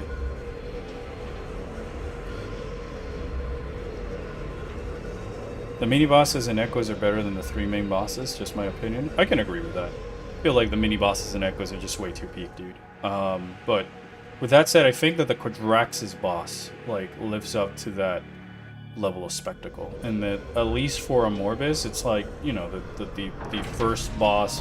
They might have wanted to do it a little bit easier, kind of like Flagra. But I just got here. What are you telling me where I'm supposed to go?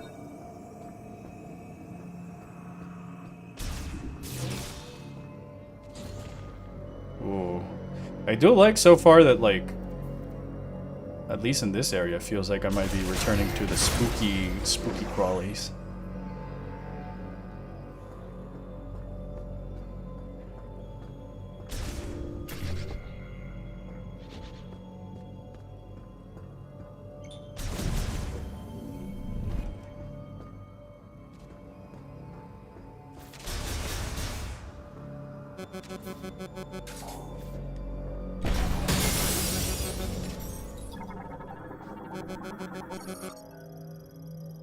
Well, can be really from the other side. Alright.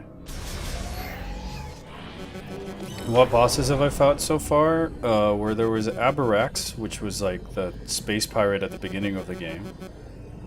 During the Silux invasion, I guess. Then I fought Carvex, which was the plant boss. And I just recently fought Xelios, which was the orb boss. Now I'm here.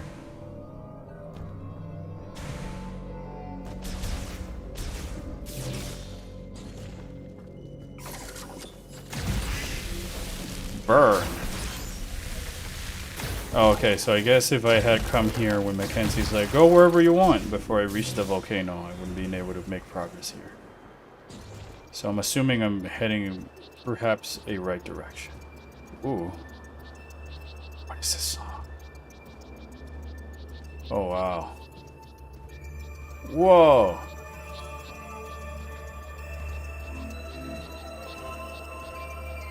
Oh, this vista looks incredible. Ice belt.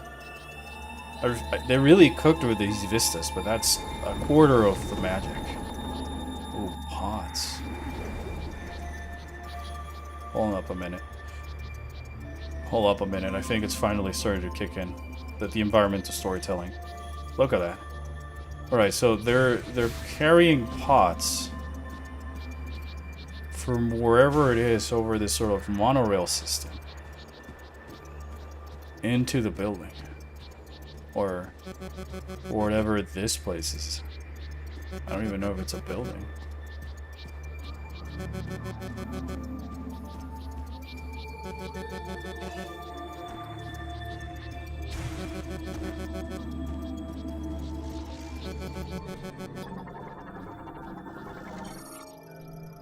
Scout pod. Scout pods. No, no, no, no, no, no, no, no, no, no, no, no, no, no, no. I just wanted to mark it on my map. I just wanted to mark this.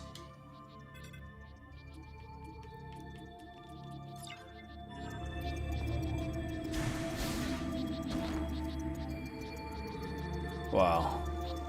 I love the music. I love the atmosphere. I like that there's a more semblance of visual storytelling as well.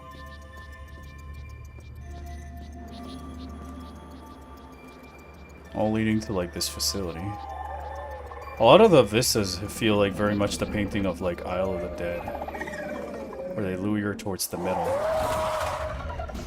Doggies! Alien ice doggies versus Samoza. Alright. My money's on Samoza. Snow Wolf. They just called Snow Wolf. Okay.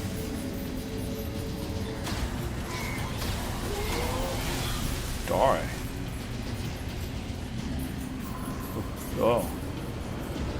Is it like the Hive Mecha where I have to dwindle their numbers, maybe? Do I gotta kill all these doggies?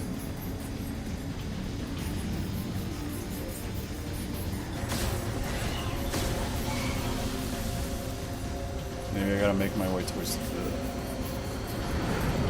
No. Uh-oh. Oh. Oh, I guess not? Okay. Maybe I have to throw a bomb in.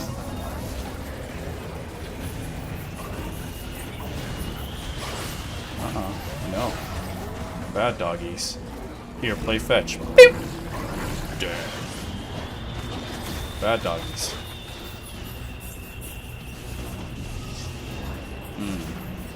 Okay. You play fetch. I legitimately love that I could do that.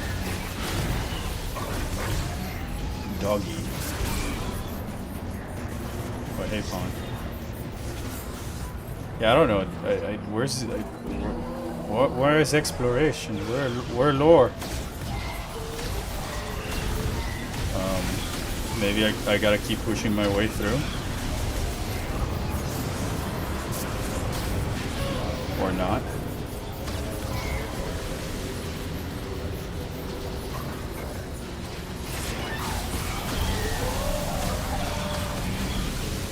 Doggo's getting that 9,000 degree difference check. Yeah.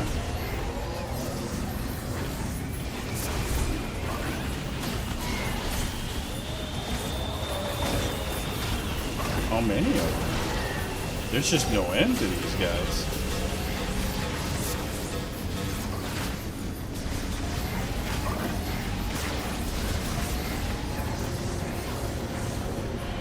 Maybe I have to use the...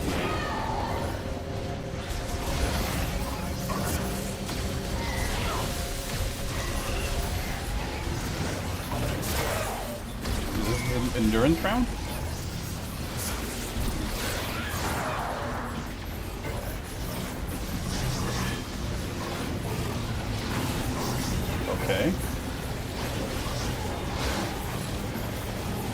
way more now.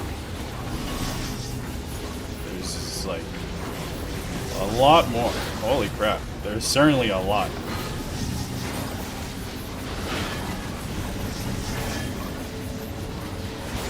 Hello, game? Game?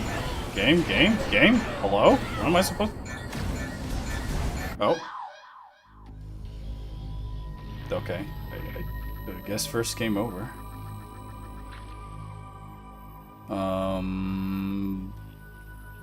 Try that again.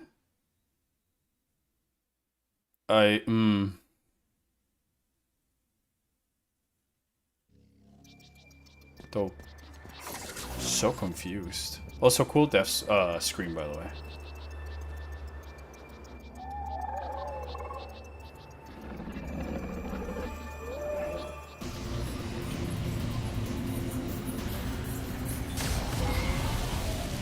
Scan doggies.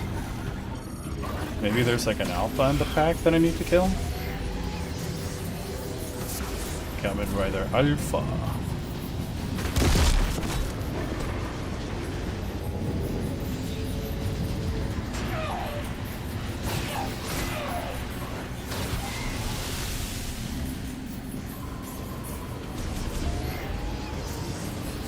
I really am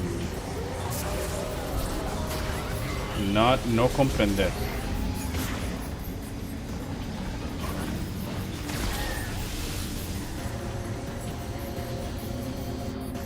I'm just waiting on these dogs. More of them joined the pack. That's for sure.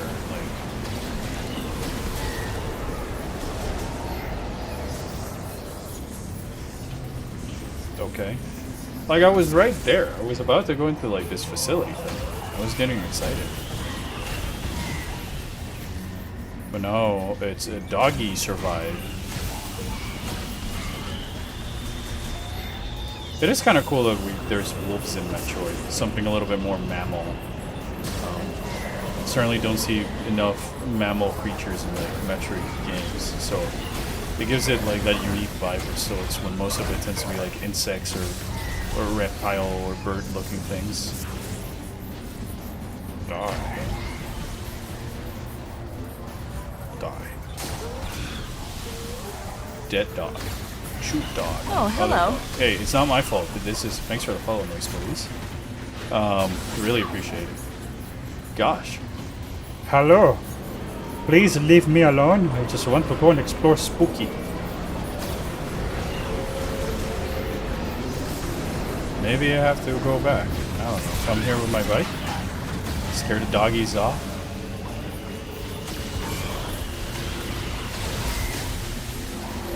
Wow, there's a lot more now.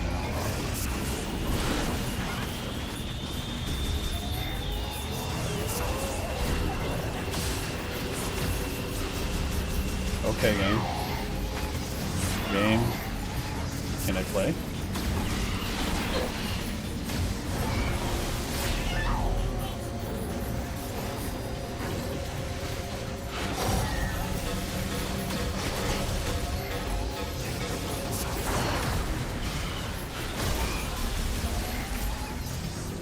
Okay.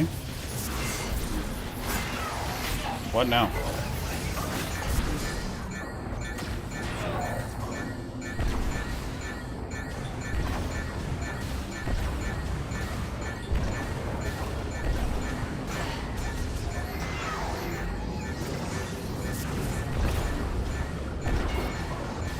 These fucking dogs? Come on. Alright, game. Oh. What did I do different this time? Cinematic?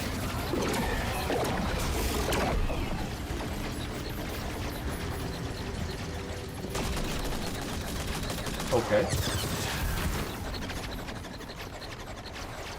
Well, that's one end to this resolution to the conflict, I guess.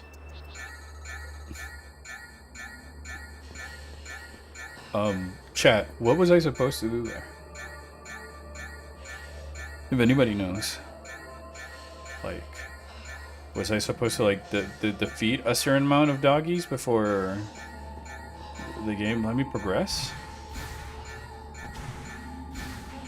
You survived long enough this time. Oh, it's just an endurance. More damage, maybe? I didn't really feel like I was doing any more or less damage than I was doing previously. Scripted event. I guess it was just an endurance round. I feel like if they wanted to put me in the situation where I'm entering this place with low health and it's all spooky, that they could have just done something else, maybe. Timer plus countdown for how much damage you do. It's a thing some boss phases do. So that's kind of like... I feel like I died to just a scripted event. This cooling system lost power and failed. Alright, so yeah, they're pushing more things in there.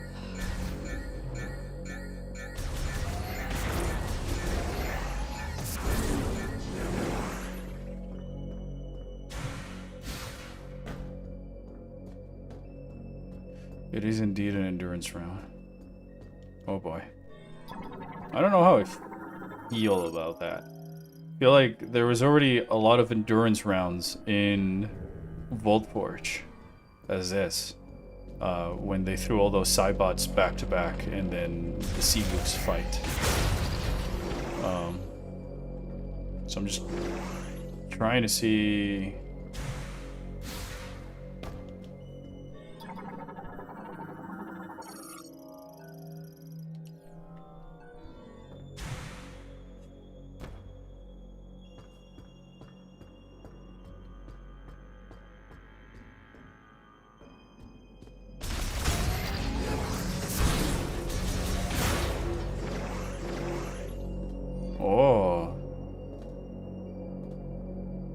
See, like, that's very much like the Isle of the Dead painting. I'm sorry, Chad, I'm obsessed with that painting. It might be my favorite painting of all time. Oh, there's a door over there. Whoops. Oh, no, that's where it came from. Came from. Double whoops.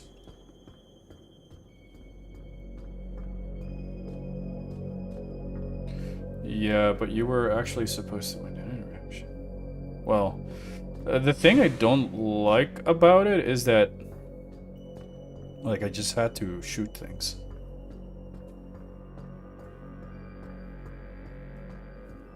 Right, so I'm just trying to find how to restore power.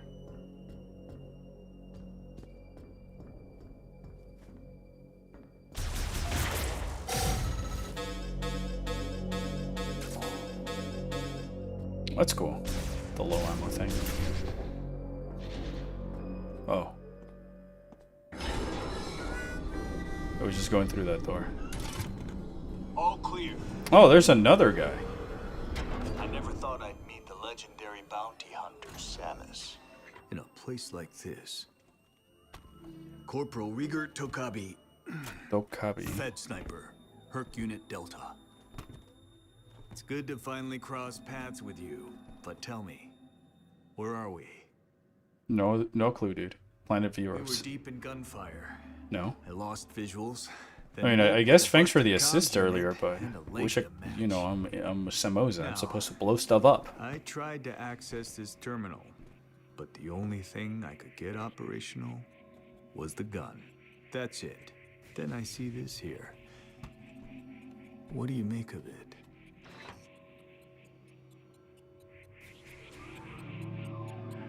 Hold up a minute.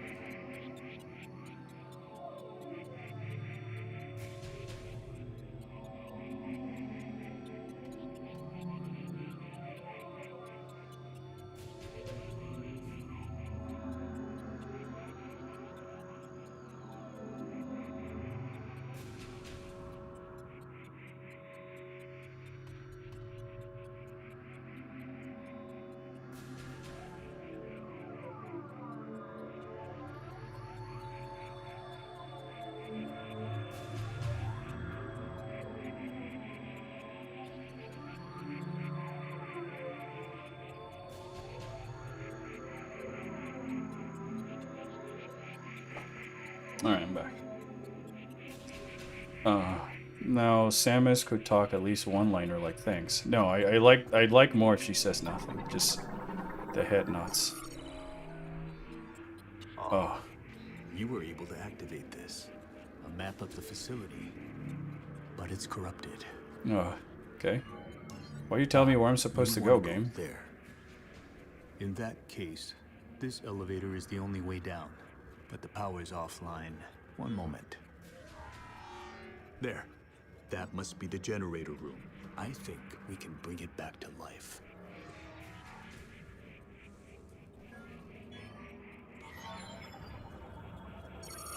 All right, you have the map. I'm no good with this leg, so I'll have to keep an eye on you from here. Luck be with you.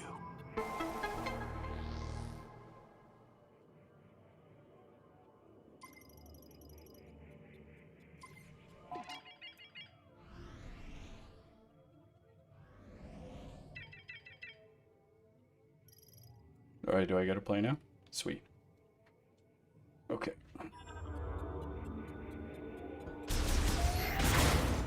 I do like the fact that Samus doesn't say anything because she's always supposed to be this sort of stoic person and stuff. So having her keep that compared to the Federations who are already doing the talking, it's kind of like a fun way. You're humanizing the Federations guys as your average Joes, but Samus is like bigger than that, so.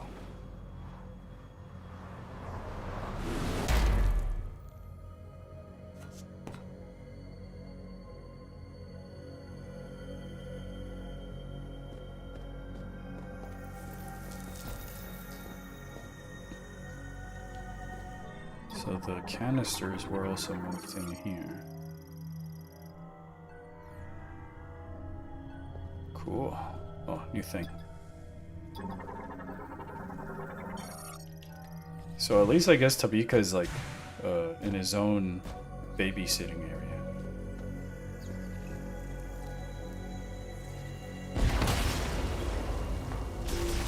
So I guess I at least get to explore the rest of it.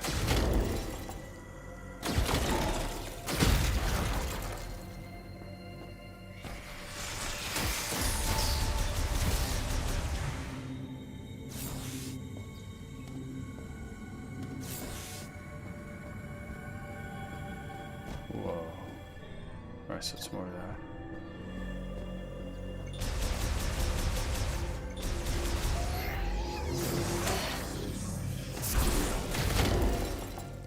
The funny thing is that the characters, the Federation troopers just are giving like the exposition dialogue, but it's sort of an exposition that I thought like the player, was able to just surmise enough without it. Oh, shriek bats. It's kind of creepy how they just look at you like that. Oh, they're dirt wings. Yeah, the red eye that you can see and how they float to you is very creepy. I really like that.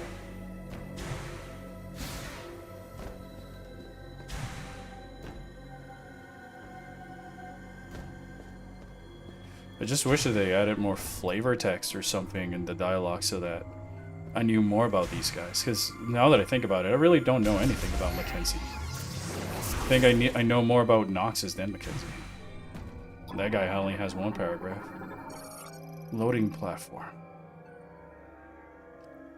Alright, so they go from the outside into this.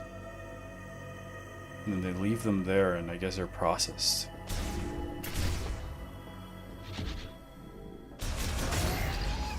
But, you know, it's not the first time that we've seen Metroid where there's a silent protagonist and how they deal with the story. And that there's Federation members as well.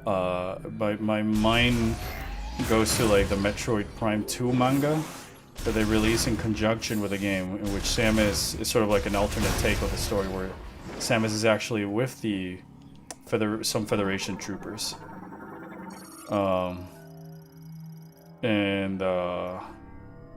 And all that stuff where she's the silent one, she doesn't say a thing, or maybe one or two words here and there, or when she's more talkative in like the Samus and Joey stories, and even in Corruption, where she doesn't say a thing and it's the Aurora unit and Emerald Dane Grundis and Gandrada and Gore and everybody else just delivering the story.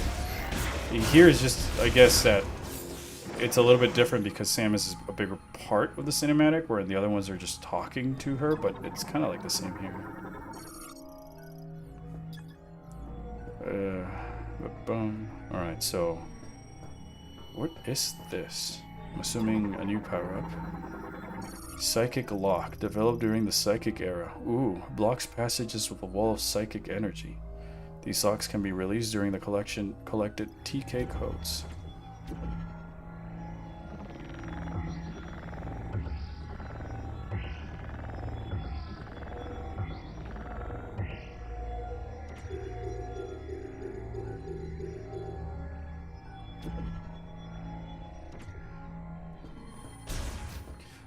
I was curious to ask if Mackenzie reminds you of any Fed Force.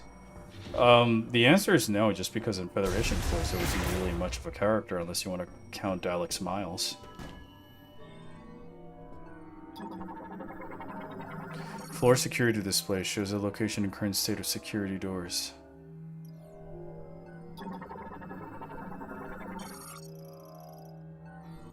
My name is Targon, and I am a researcher at this facility. I'm writing this to have a recorded record of my experiments. When the great tragedy occurred, many fled the danger within the research center. However, at the guidance of the priest Chatoya, a few of us stayed in order to perform analysis of and experiments on Griever anatomy.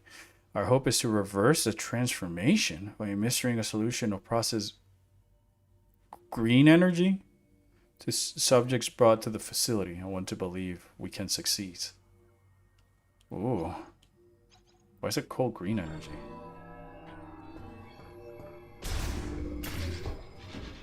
I don't know, I thought that'd be like Phazon. Either. 1 per 10.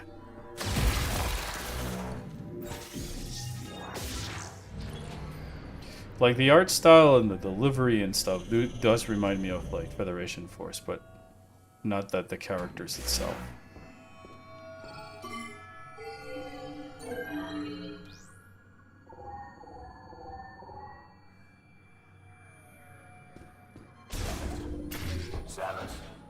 Samus, you hear me? No. I patched into the facility speakers. No. I can use them to communicate. Please don't. I noticed that I'm in a spooky area. Let me get spooked, man. That was you, wasn't it? Nice. Proceed with caution. You never know what's lurking. So they brought the pots here. This is like a pot studying place. Normal effects from dosage increase. Research sample containing a TK code. Okay. Alright.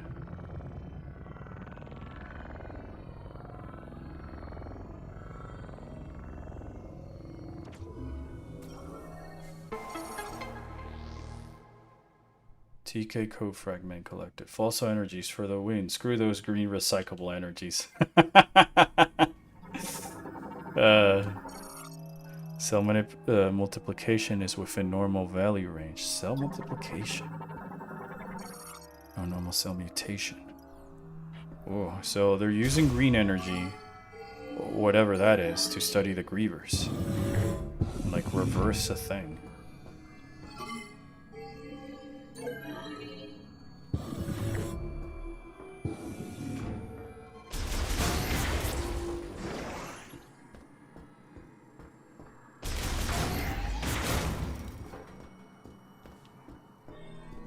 So there's more pots here for study.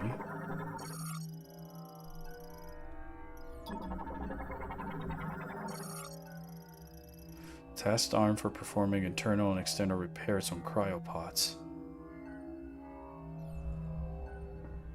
Oh lord. Security. Cryopods containing subjects are arriving at the lab almost daily. The pods put them into cold hibernation and maintain minimal life functions. Operation of the cooling equipment has been deemed absolutely essential, so the system has been designed to continue functioning even if the entire facility were to fall into low power mode. Similarly, Thorough inspection and repair of cryopods is one of our highest priority tasks. Alright.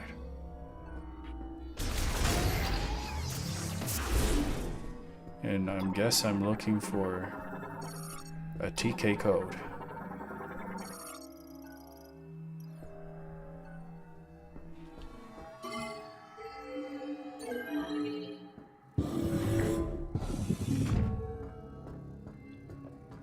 To open that door.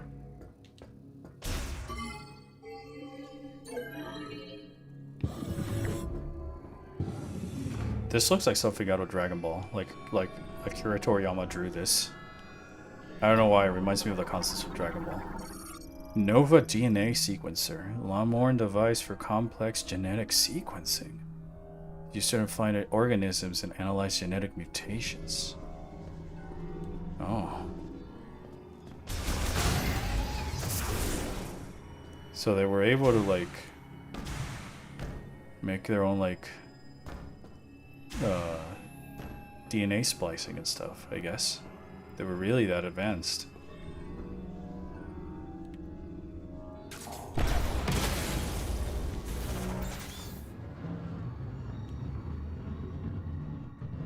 Is it called green energy just because it's green energy, or is it just like a name they're using right now because the Lamorn just discovered it, kind of like phasing?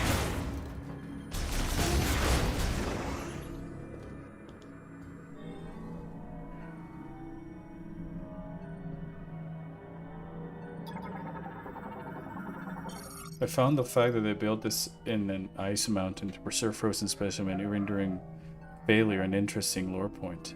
Yeah, I mean, it's pretty cool. I just think it would have been cooler to know how, like, maybe they're using energy from Voltforge or the things in Volt. Like, if you went into Voltforge and then you saw suddenly, like, more of these machines manufacturing, say, the pots or something along those lines for foreshadowing that it would have been, like, nice to connect the areas. Similar to how I say Magmor Caverns, you see them pumping the magma, which then you kind of see the same machinery over in Phazon Mines. Priest Jatoya wants to install something in this room. Apparently it'll be a gift to the one who will become our savior in some point in the future. But do we not need a savior right now? If our efforts are not the priority, then do the Lamorn have a future? All we can do now is continue the experiments and believe that we will see results. I pray for the day when I can leave this dark, freezing lab and walk under the sun again. Ah, sweet. Now we're getting... Okay, so this is definitely Metroid Prime me. Hooray. Yay! Reminds me of, like, the Luminoth lore. Oh.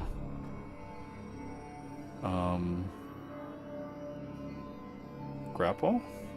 Looks kind of like a hook.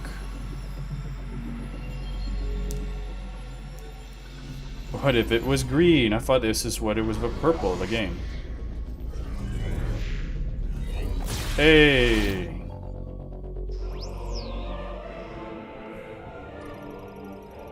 Sweet. Alright, so grapple lasso. I guess we're back to the Prime 3 days where it's lasso and beam are separate powers. Very smooth. Very smooth.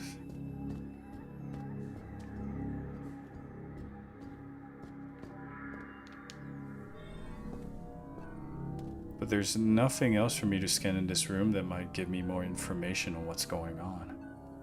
Or from the environment.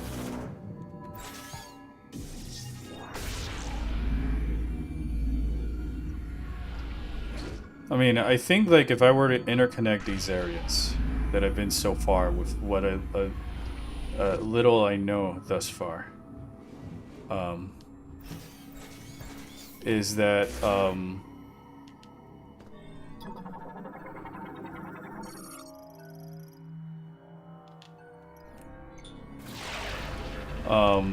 what you call it, the Lamorn and the Grievers and all that sort of like bio flora and fauna mostly condensed in Fury Green, because maybe the rest of the planet is like an arid desert type of stuff.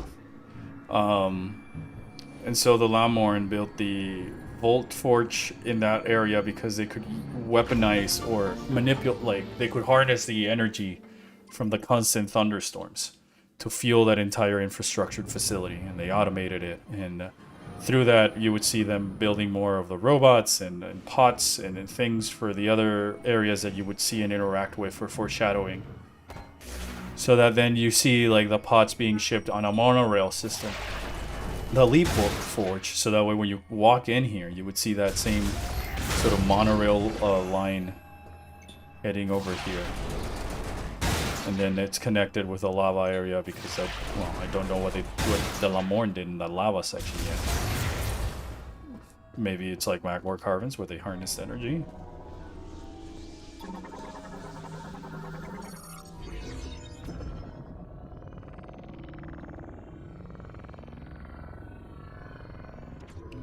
Okay. Now I can go open the door? Alright. Is there an item? Got the grapple lasso, so you never know. Like, that's a type of visual storytelling and sort of like organic map storytelling that you would see in Echoes and even Corruption at some point with the Reptilicus, and you see all the Moganars and where they're left, and you even discover the place where the last Lord of Signs was hitting at.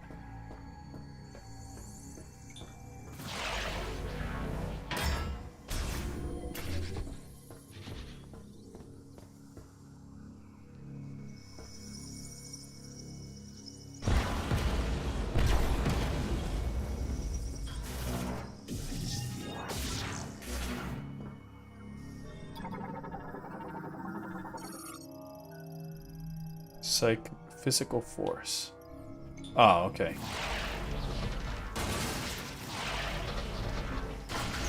Neat.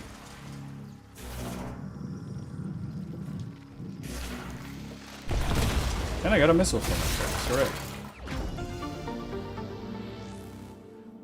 Skytown. Yeah, I mean the lore in Skytown had a lot to tell when you read it about the story of the Elysians and the first ones, which were like Chozo and Elysia of origin, and how the Chozo granted them sentience compared to the other machines, and how they went into like these perpetual sleeps in different intervals because they had no more reasons to... Okay, so this is a map. To do things. But then you walk around it and you see what's little left of the facility and how they... Then the Federation discovered them and they found new purpose with the Federation to sort of aid the Chozos, because if you remember in the lore of Skytown, the Elysians saw achieve like a similar level of enlightenment as the Chozos, and were able to even sort of travel the stars in their dreams via like ghosts, and they saw the fall of Talon 4 completely helpless to do anything about it, just like as the Chozos were. Keep it up. Is this the same robot? Oh no, it's different. Light maintenance tank. Kind of looks very similar to the other one, so I wasn't able to tell the difference.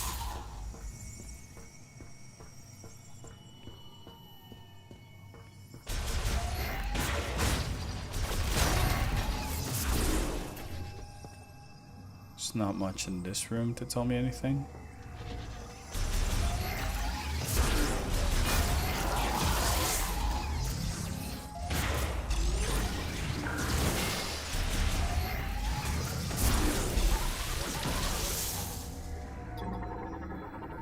Another one of these. Okay. So I gotta find more. Stretcher. Alright, so I'm assuming that perhaps they took out the things in the pod at this level of the facility to study them.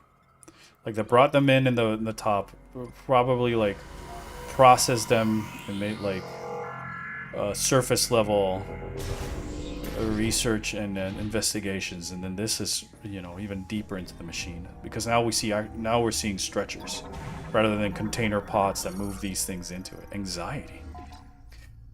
Green energy. Green energy.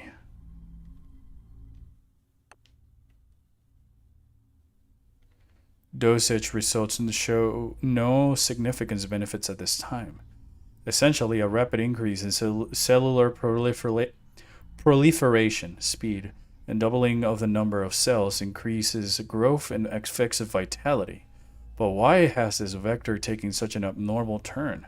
And what could be done to shift it back to its original direction? Our time is limited, and I'm worried about our remaining stockpiles.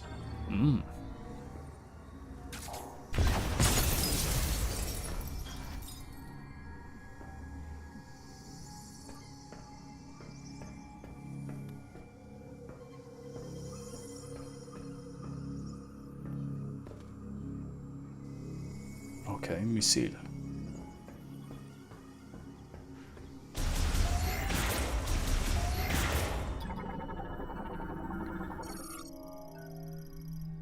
The game material is otherwise indestructible. Green apple. Green apple energy.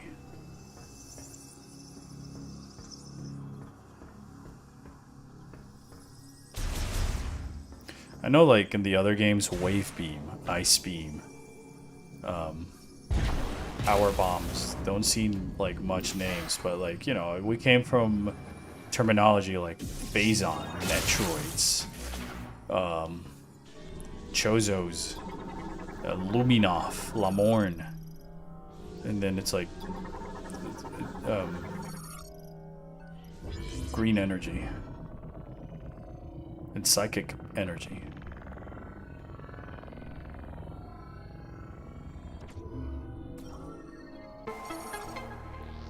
Sweet, okay, one down.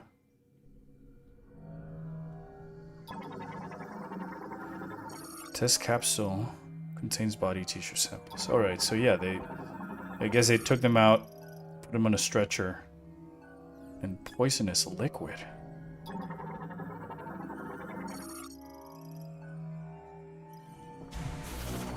Oh my gosh, there's a cuckoo outside, chat. Burb.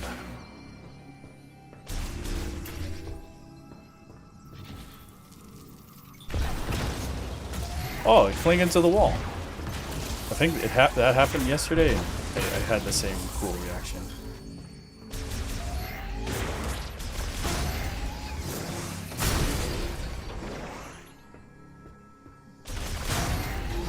Is it the green rocks? I wouldn't be able to tell you.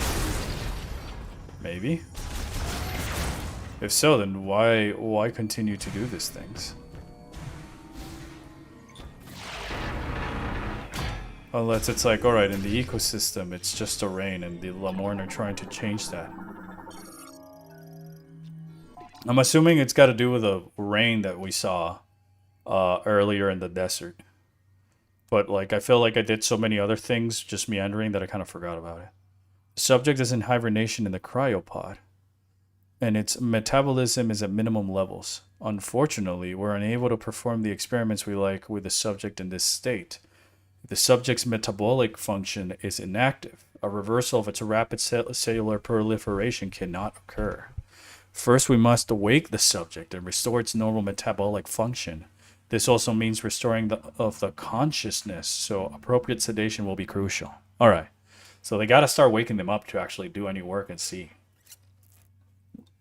Interesting.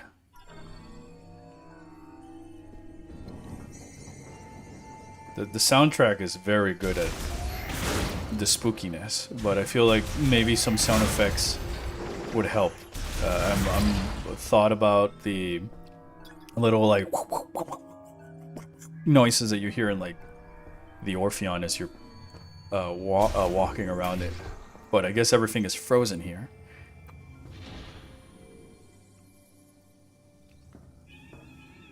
Wow.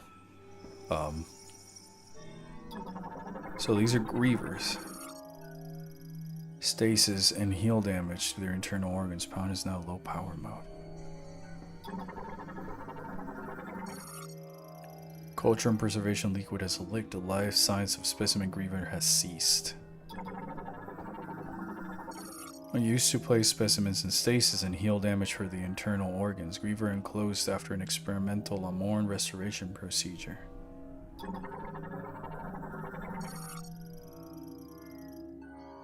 I used to place specimens in stasis.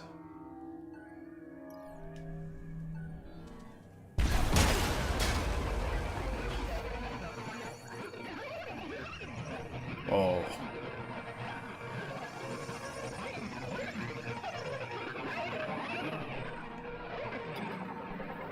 Is it making the noise? Liquid leak. Analysis implies extended neglect led to the specimen's death. That's a thought.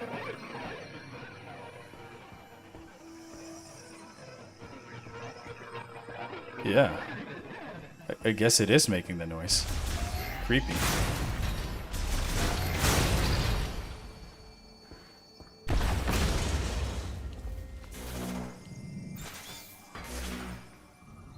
Saw lore.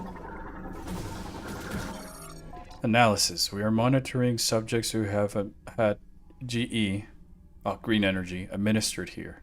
Regardless of green energy concentration, there do not appear to be any significant difference. We see regeneration without an apparent mutation to alter the cells. Furthermore, no matter how deep our analysis, we have yet to see any apparent chromosome abnormalities, and it is almost as if they are natural creatures. Put another way, if we're just to judge based on DNA, there's no significant differences between them and us. What is going on? Ah. Oh boy. So yeah, Grievers are Lamorne, I guess? Or some other subspecies? Whoa. Oh, great. Spooky stuff. Cosmic horror, yes. Normally in low power mode.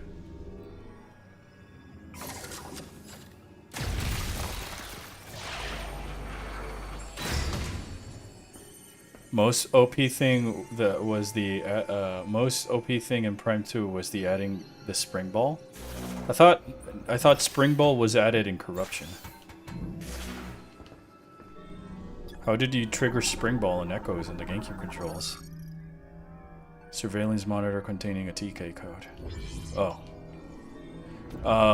Cause like Echoes was on the GameCube, and on the GameCube there's no Spring Ball. Then Corruption came out, and they added the Spring Ball function with the flick of the Wiimote, and then that brought that feature back to Trilogy and the Prime remaster, and I'm very happy that they brought it back here.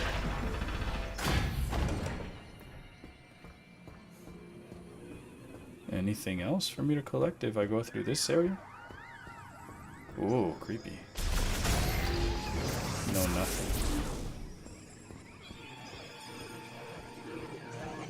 Yeah, so it was a thing that Corruption added then, not Echoes. Because it was in Corruption Vanilla before Trilogy. Currently offline, accessible once power has been restored. Alright. I read that. Anything here? So Grievers are Lamorne, is it because of the Nova DNA configurations?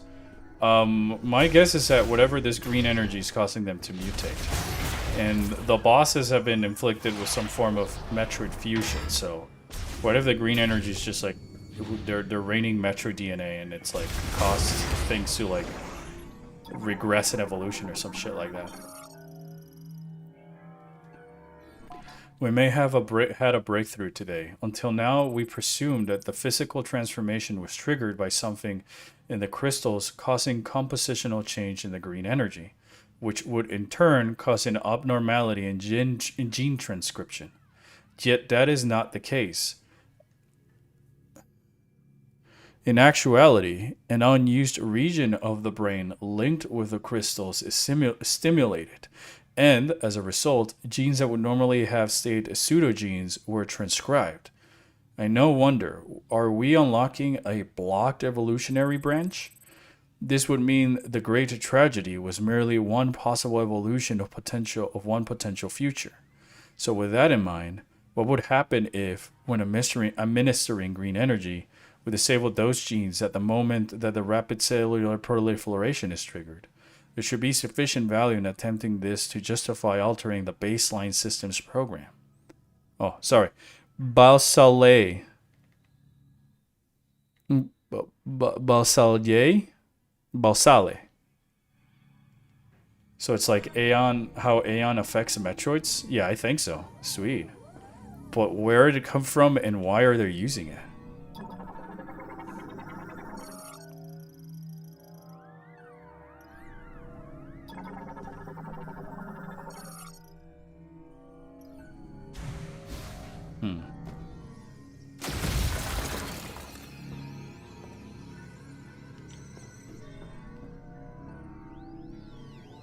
Nothing here.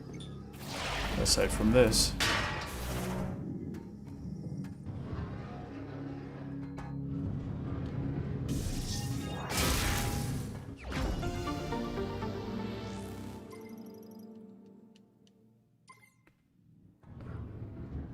At least it led to a missile.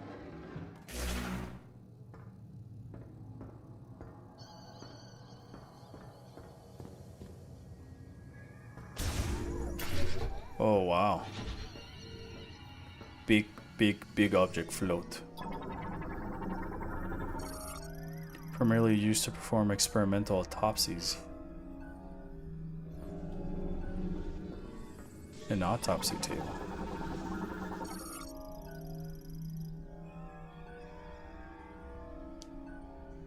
Uses a gravity tuning device inside the padding to stabilize specimens without need to restraint.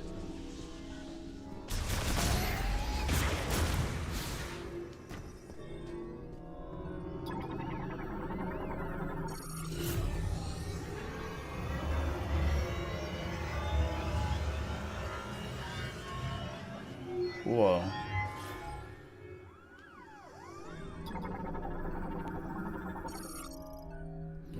TK code. Okay. Locking a hidden gene in the species in the next stage of Lamorne evolution or de-evolution. Given the fact that they're trying to sort of cure it, I guess.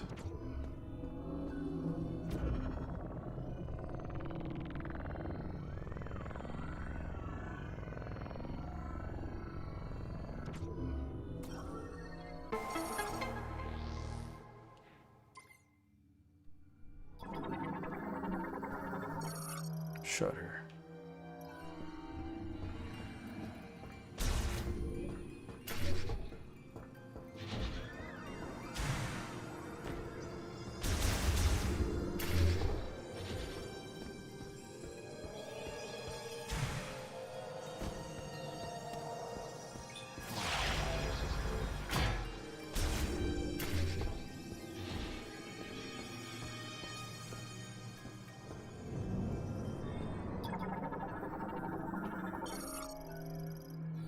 We were so close, it seemed like we had succeeded in disabling the problematic genes and also resetting the cells, causing the rapid proliferation process to replicate normal genetic information and restore their state.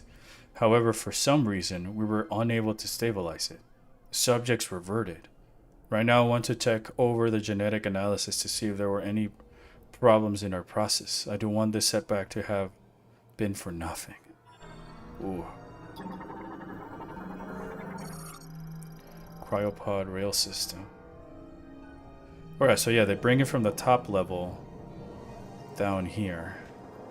And I guess they put it on this pod, and then they put it on stretchers or move the pod to whatever autopsy table or room they need to take them into.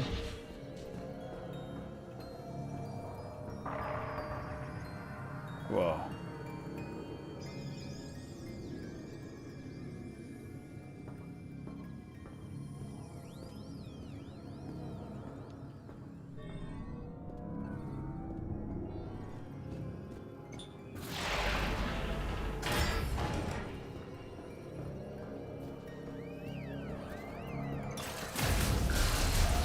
More of these robots.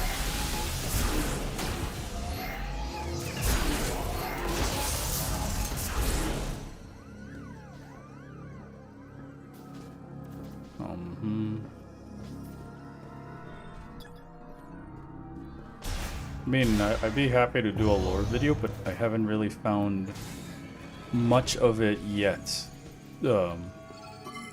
From what these games tend to be.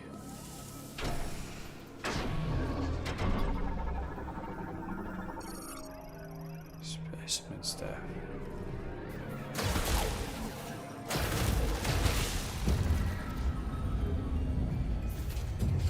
Alright, so yeah, they put the pots here. And they're able to like take them out safely in here, I assume.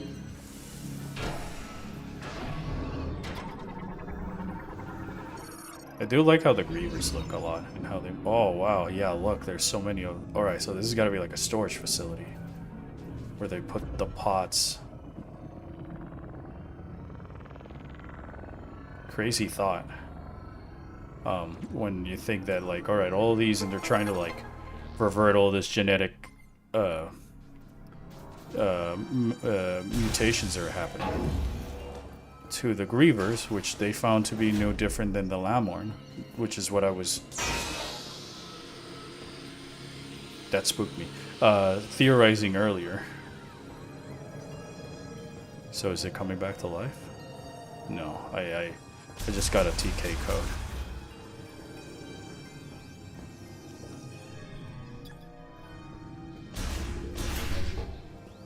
So I guess I go back to the TK door now.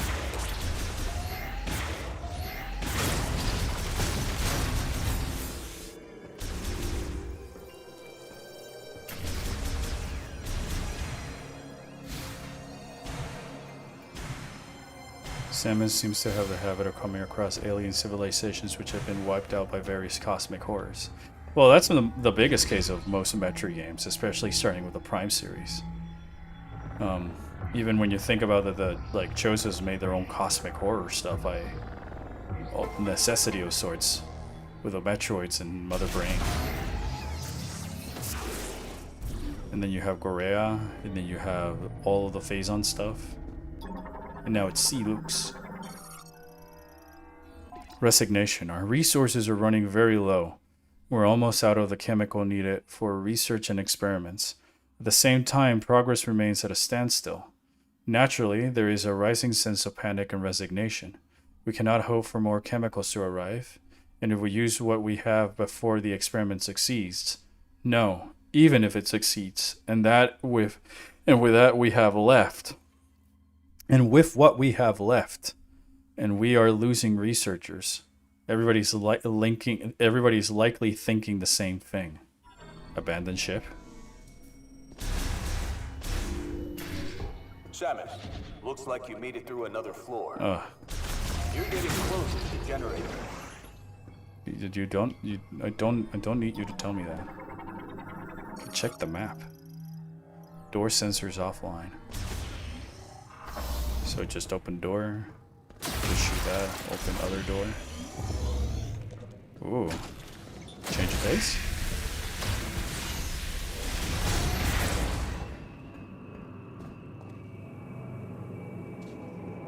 Whoa.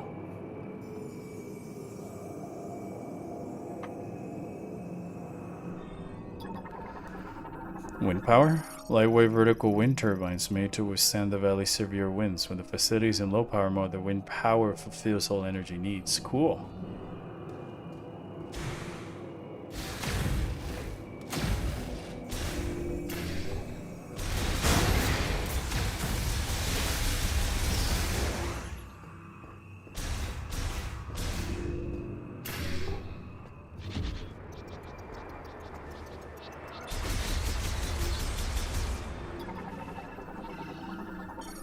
Blue Croc.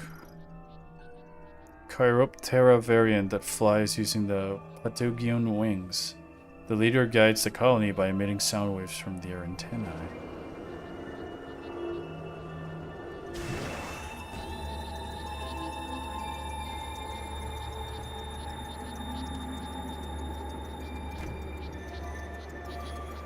So I guess I gotta find a way to cross all of this.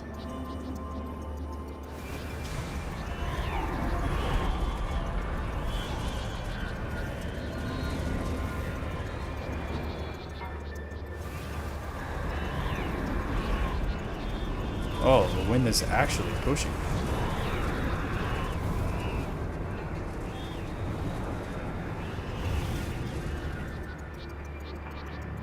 So I guess it can push me off this.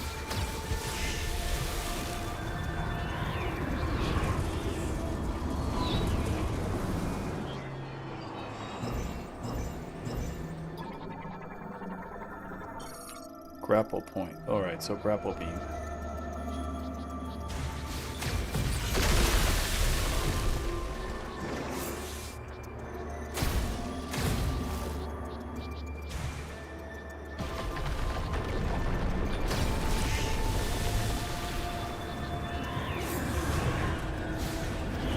Nope.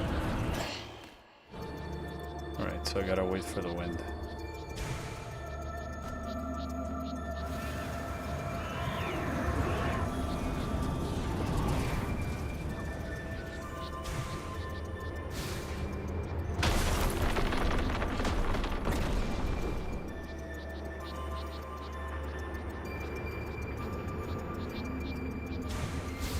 Not over there for sure.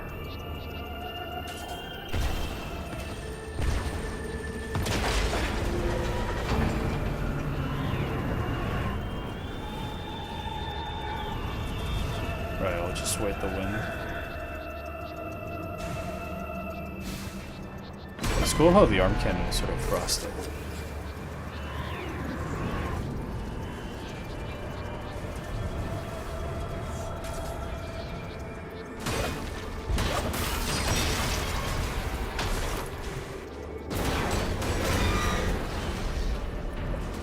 I am trapped here? Well, I guess I'll find another way out. Cool.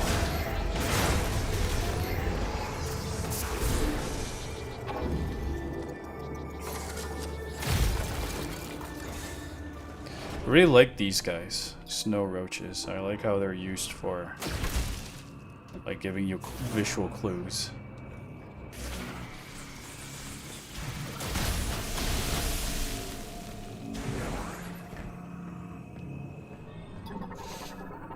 Alright. Records. There is little more we can do. Every experiment has ended in failure and the results remain unchanged. If we put the facility into low power mode, it should remain intact for as long as there are maintenance tanks to look after it. We can leave behind our records, but will anyone ever see them? And if so, will they succeed where we could not? No, this is not the time for doubt. We must do everything we can.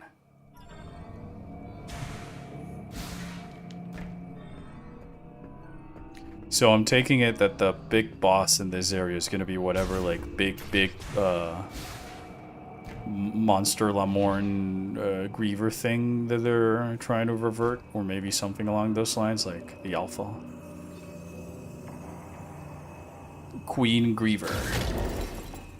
Or King Griever. We got a Parasite Queen.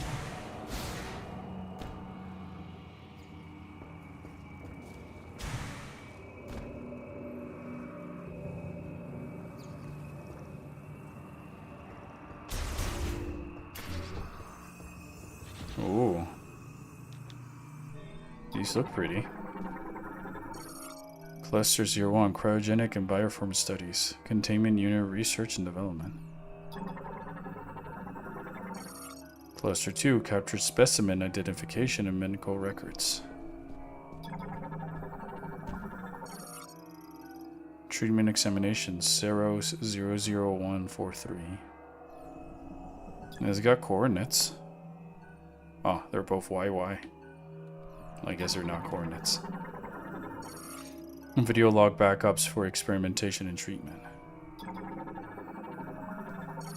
Psychic experimentation, genetic transformation, research and development.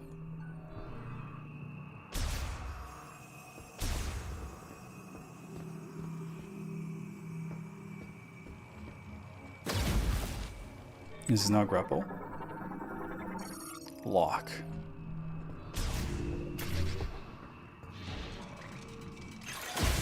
More robots. But, I don't know, I thought maybe that'd be like a Another unique enemy similar to the ice guys that we saw outside. Oh, a save room. I was about to wonder that it's been like a bit of a while since I've seen one.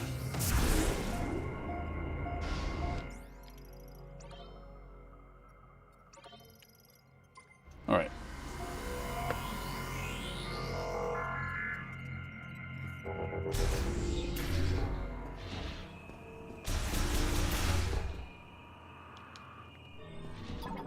What else we got here?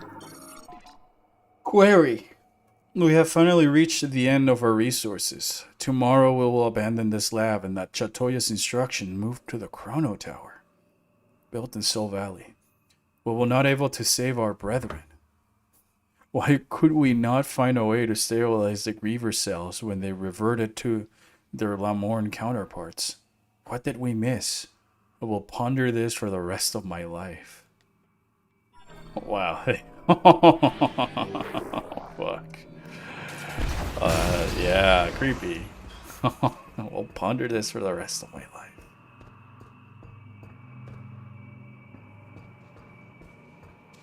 And then we go down the pondering hallways. I hate that because of my monitor. Just going, my capture card just farting again on itself. But it's just been hallways still. There was a little bit of a branching path idea in the Griever section, but in the TK code section, but wow, this looks pretty big. Whoa, monolithic. My favorite part so far of this area has literally been, and I feel like I've only noticed it, that in the elevator getting into here, like, you could hear like this sort of breathing in the environment, and now like it's even more prominent here that I'm all the way down here. And I guess this is a generator, so it's like the heart of the beast waiting to come back to life. Currently offline. Give me the lore. Just now, the main generator has stopped. This means that the boiler we use to heat will also stop. The temperature will drop, and I expect the facility will be frozen solid. Hey, thanks for the follow, Eviscerator. Really appreciate it. I hope it's been fun to watch in general. I really enjoy having you guys over here and being able to talk about it.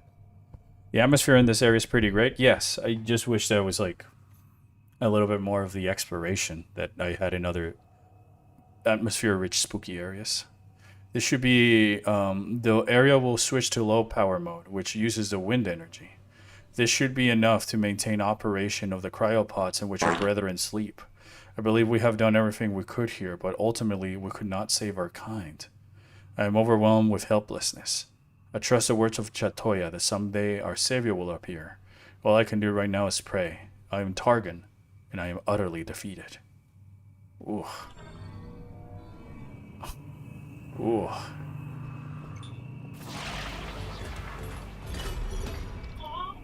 I am utterly defeated. Hello. Oh, hey, Taco. How are you doing? Good. I'm just playing some Beyond. Nice. Oh. Well, I certainly cannot get that because I don't have Spider Ball, but at least I found it, I guess. I'll make a note of it on my map. I like the fact that I can do this.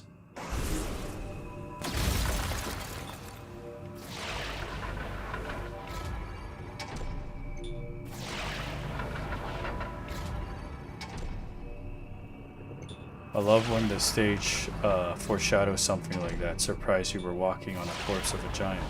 Yeah, me too. I love that. Again, I feel like that's the main reason I fell in love with the frigate Orpheon. It was that sort of sense of the sleeping giant that is actually just on its last legs, slowly dying from the infestation and the parasites inside.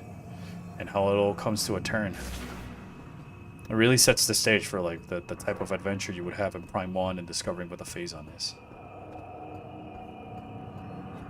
Which I don't really know how Celux will enter into this whole point of the story, given that he was just a guy who hates the Federation. Unless he's like, I've been doing the mutations so I can use the Grievers to create my own things to destroy the Federation. And then the Federation will come together. We'll build Betsy. And we'll show that Celux just who is boss.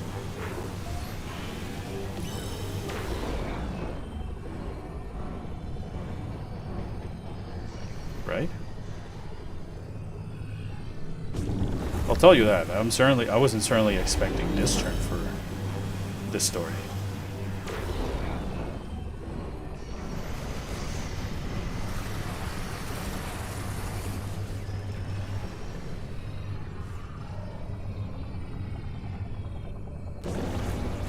I'm currently trying to figure out a way to play the other Metro Prime games. Whoa. Whoa. YouTube recommended this stream. Well, I'm hoping that you enjoy what you see. If you ever, I do a lot of Metroid stuff. Metroid is my jam, so if you want more Metroid lore and help with that, I would recommend some of the videos that are on my channel that and go over that. But if you're trying to find the best way to play out the Prime games, I would recommend either, you know, obviously remaster on the Switch, but then if you can't find the trilogy on the Wii, Prime Hack, and there's other very great ways that you can experience those games nowadays. Rendezvous up top and then we'll talk next steps. Okay.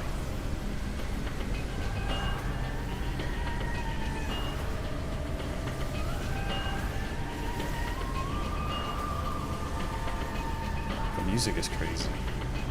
Oh, I power this up now.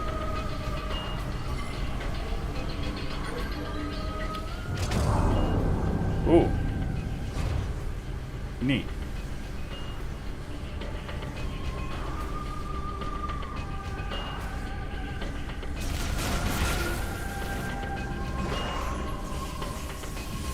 Notice as YouTube recommended me your first bits after I started playing Prime on Switch for the first time. Ah. Well, I hope that if you watch the videos that you enjoy them. And if there's ever some topic or thing that you'd like to see in the future, for sure, I'd be happy to get any ideas or suggestions or feedback, even if it's in ways to improve the channel. I'm just here to do videos for people. So I'm happy when the people find them and they enjoy them and stuff, because I cannot tell you how much I love Metroid. Oh, capture card, please. It's almost as if the more crazy the visuals get, the more my capture card just goes no. But the lighting is really good. And I like this, like, activating the machine. Oh, the Metroid is so great. The original Prime and Echoes are my favorites with Fusion, because just of the way of how they tell a story. With like no cutscenes or dialogue, you just have to scan it and look for it in the environment. Capture cards struggle with some resolution changes. I guess so, but I'm playing this on the Switch 1, so I don't know if that's a thing. I don't have a Switch 2.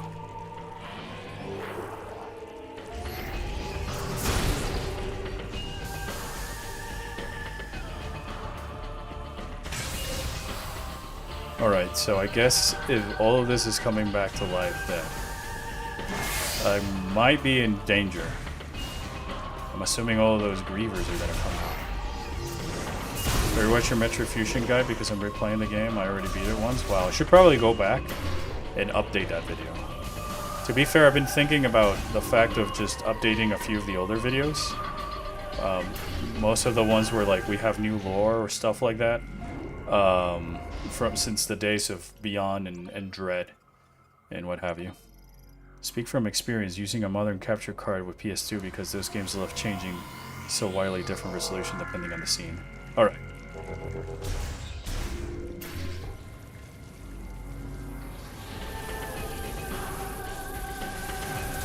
It's also my capture card is pretty old, so it's like it keeps shutting on and off.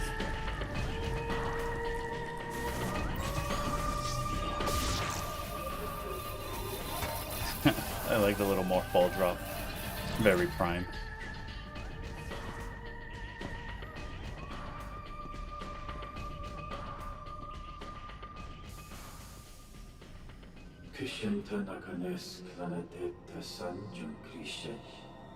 Seven, 6, 3.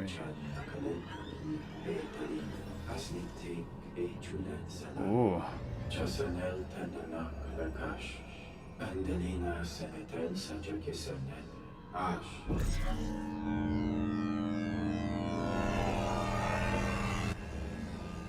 Oh gosh. Yeah, it is though.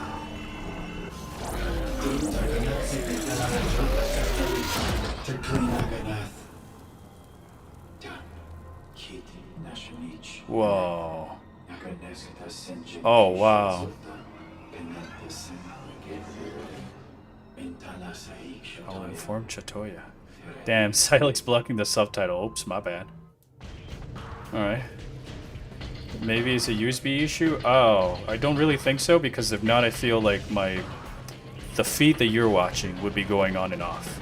My theory is it's the output of the side of my capture card, but because it's only on the monitor that I'm using to see the game without any latency. Maybe a video of the mistranslation of Metrofusion about how the corrupt faction of the Galactic Federation? Yeah, I could probably do a video about that. Been meaning to do it for a while, but I didn't know if Prime's 4 story would go there or not, given that it was Silex as the villain, and he hates the Federation for unknown reasons.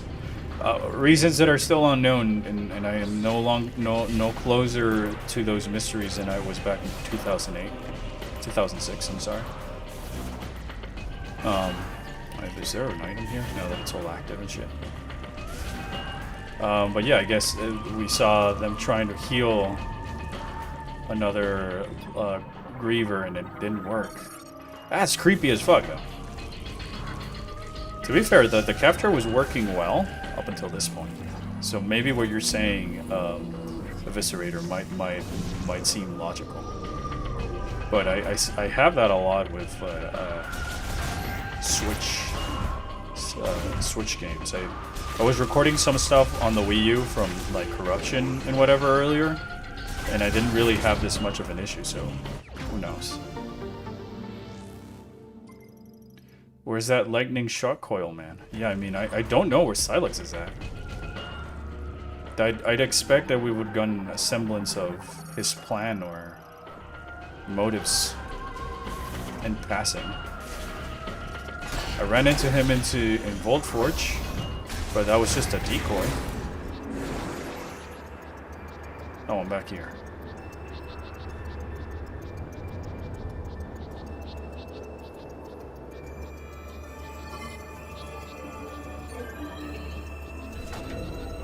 So they failed their experiments. Those that cutscene was creepy as fuck. I love that. Please more.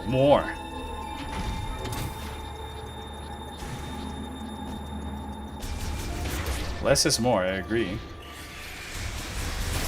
I'm back to the control room. I'm waiting for you upstairs. I almost like ignore when other people like come and chime in. Tabika and stuff. But yeah, I finished Prime 4 a few days ago, and before that Prime, I had only ever played Prime Hunters and Zero Mission like 20 years ago. And going from 1 to 4 definitely leaves a lot to fill in, like who Silex is. Well, we'll see.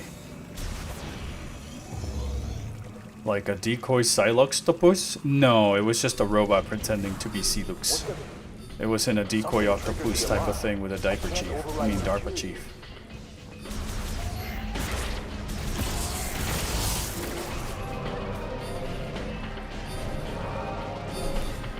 This song is crazy. I feel like it's definitely the one thing I'll be coming back to the most. Yamamoto does it again. I'm not sure what's happening, This whole facility just went into lockdown. Well, I activated it because there's some experiments going on here, but I knew that.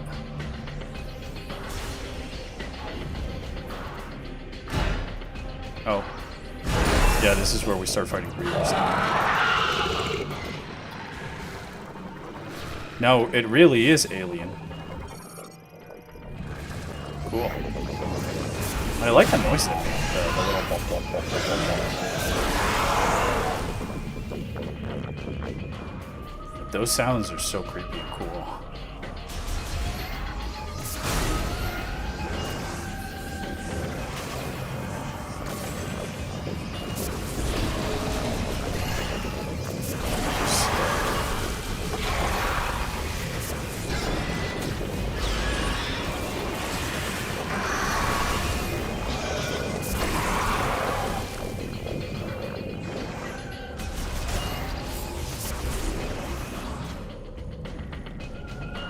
Kind of wish that you could choose to listen to the comms calls in like Mega Man 6 or Metal Gear Solid.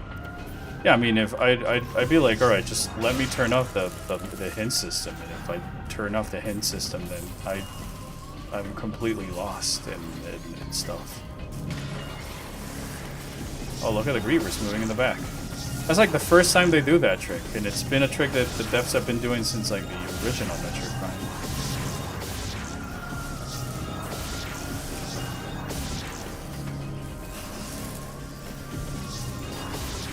The only thing I know is that the Samus with all of things Elma ship is just a joke from you. But even as a joke, it's so evil. So appreciate you never making them again. For bare minimum, it may... what do you mean?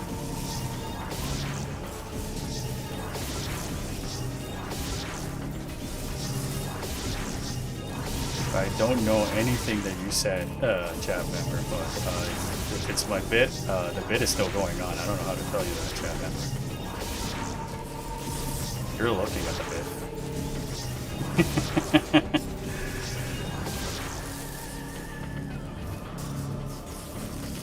Alright, can get that, I guess. Oh, what a troll.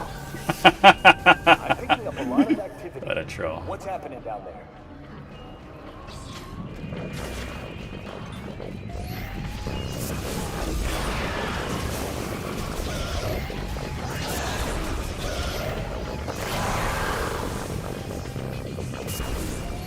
I missed a lot of the stream. How you been enjoying it? It's kind of the same as yesterday.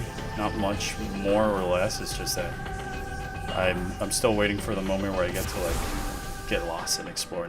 Right now, I'm just trying to find my way out. At least there was I felt for like an area that had more environmental storytelling.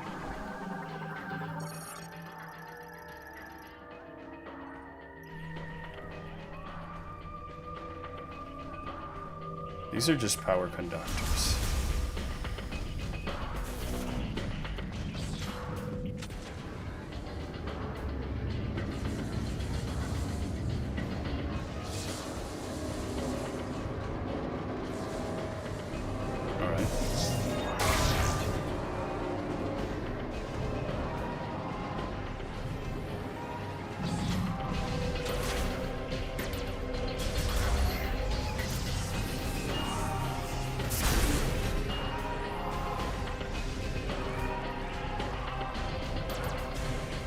Like I'm trying to see if there's any other things to collect now that the facility is powered up. But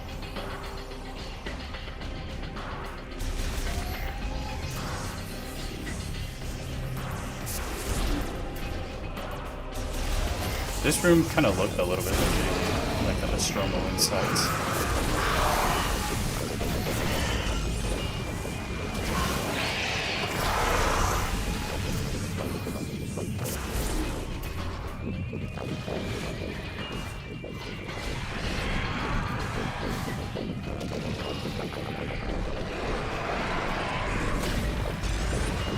What makes you think you're getting out of here alive?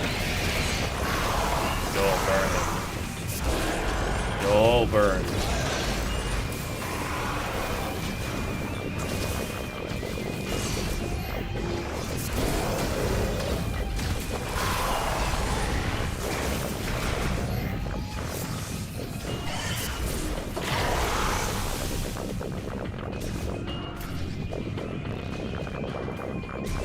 Oh, look at it, creepy.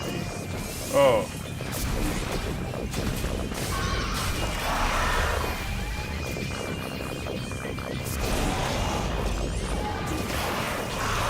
It's a good thing I found that fire charge shot, because it's been very much coming in handy. So the solution to this puzzle was waiting for me to trigger the cutscene to come back.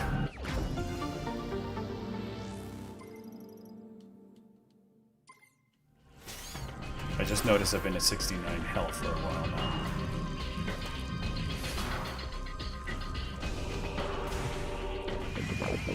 Oh no. They're in the wall. They're in the wall.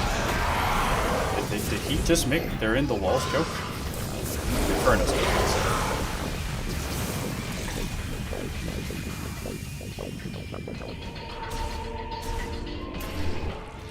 I kind of like the twist. Forgot what story game has it too, but I like the idea of stumbling into an abandoned station and finding out that the scientists became the monsters you thought. Well, not the scientists themselves, but the people.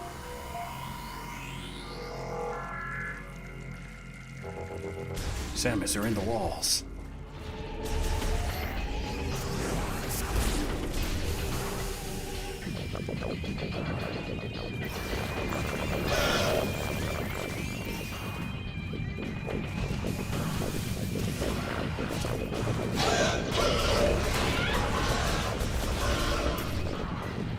Samus, do you copy? I got red dots on my radar. Well, yeah, I mean, red dots on the radar. What? That's not like I got bogeys on my radar. Some other military term. Red dots.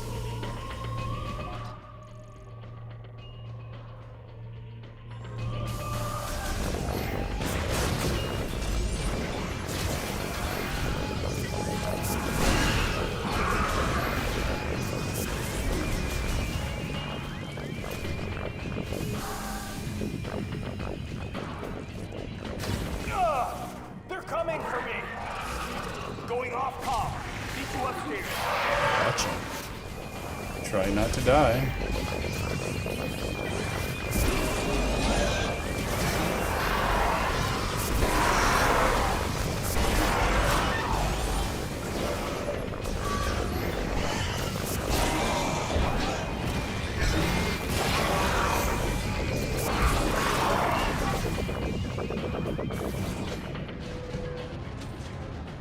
More cool tunnel.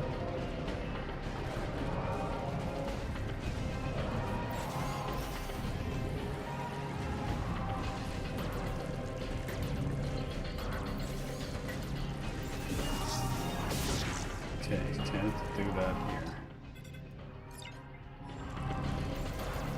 Not, just not yet.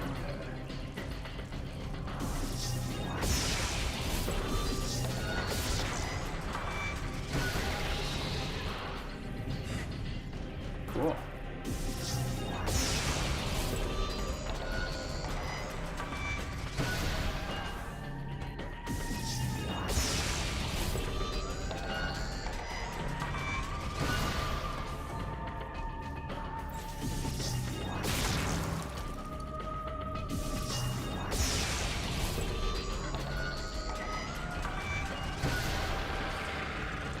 Ooh, creepy.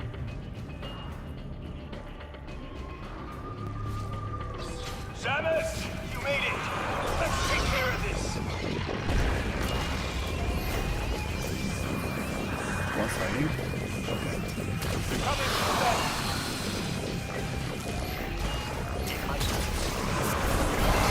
I feel like I've done more fighting than exploration so far.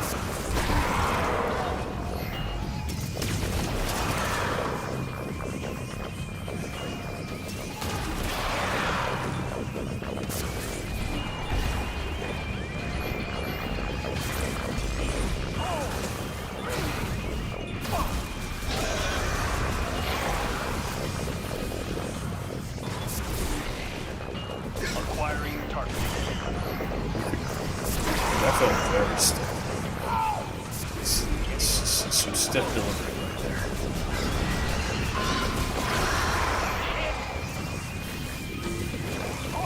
Who's hitting me? Oh, that guy. And that other guy. Oh my, come on. Come on, capture car. Come on, please. Please. Oh, I forgot. I haven't scanned. Reader Tokabi. An infantryman and former hunter who specializes in long-range precision shooting, armed with a KT-6116. Short to long-range rifle and visor-length scope. Wow.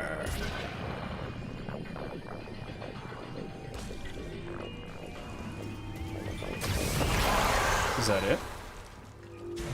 I think we're clear.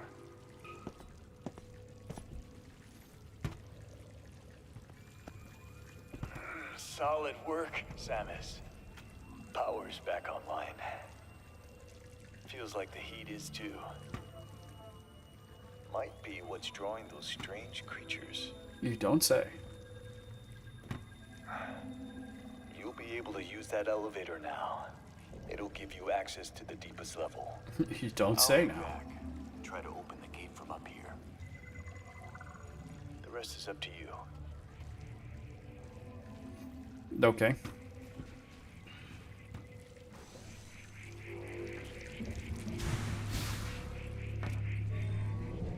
Okay, so just take the elevator. Just secure. Okay, that's the electricity, which I don't have. And I can't even go back out because it's locked. Okay, so elevator it is. Loading screen. Cool.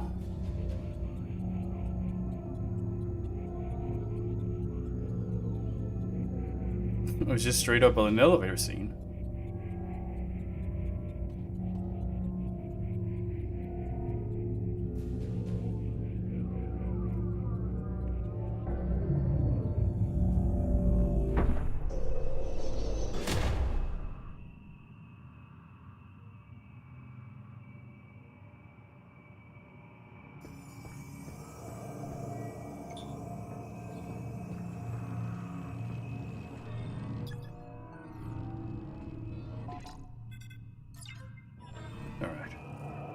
So I'm assuming up next is a boss as well, but I think I'll probably save that for the next stream on Friday. I feel like I've already played enough and I need to like go do some other things right now. With that said, I felt like Icebelt was, if that's it, that was pretty cool and interesting. I like the fact that we finally have some lore. I guess I just wish there was a little bit more of the environmental storytelling or rooms that use different assets or unique layouts, so that you could find things. But it was kind of cool that it was very creepy and it was very much in Metroid with the cosmic body horror and stuff like that. But I still don't find how all these puzzle pieces might connect or how all these different worlds might connect. I do like the arm cannon change though.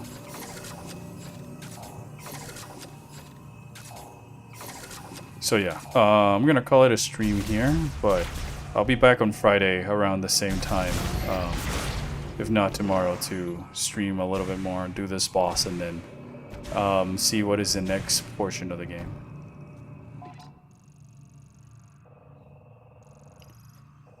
Quarantine chamber. Alright, so I'm very much looking forward to whatever big-ass thing that had to put at the very bottom of the facility in the quarantine chamber.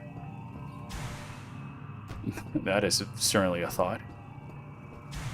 The animations are so cool. Yeah, the animations are very clean. The visuals are very nice. The architecture, art direction, and music are phenomenal. So like the presentation is there. I'm just waiting to see where the gameplay of that prime exploration starts to kick into here, because it's so far it was literally like, all right, cinematic intentional loss, survive as long as you can against the wolves, and then I go into the facility to just have Tabika tell me in a cutscene what are the things that I'm supposed to do to then go into the lab, TK code, other lab, other TK code, and then eventually turned on the machine, and then just made my way back up through morphball tunnels instead of the main doors. So like there wasn't really a chance for me to like, all right, here's a room, and it's connected to other rooms, and it's connected to other rooms, and oh, I reached a dead end and stuff like that. So like I know the Metroid games are always about like the linear in the end, but they hide that with the type of places that you can get lost by exploring. That in this case there isn't quite the same. Tokabi, no Tabaki. Oh, okay. I'm sorry. What was his name? Regis Tokabi. Alright. Corporal Regis Tokabi is a sniper in the Galactic Federation. Once a hunter working on remote worlds, he volunteered for Federation service in the hopes of finding stability. He enjoys solitude and dislikes working with others, always preferring to go on missions solo without a spotter. The Tokabi family has worshipped the god Solan for generations, Reger included. He's never without his arrowhead-shaped talisman and strongly believes his continued survival is only because of its protection. Unfortunately, with his missions and their use of his talents, which is a source of much loathing and personal strife. Cool. I guess I just wish that was a little bit more in the story, since they're going through the troubles of doing all of the cinematics and voice acting and the likes. It all feels like different mission breathings with the occasional flavor text. Oh, you're so cool that you're same as Aaron. But none of it seems like even like the expositional, this is what's happening. Religion in Metroid? Would you consider the Luminov? With the way they worshipped or they the light of Aether and stuff? This is very cool. The sort of immediacy I can go back and forth is extremely satisfying. I cannot put it into words.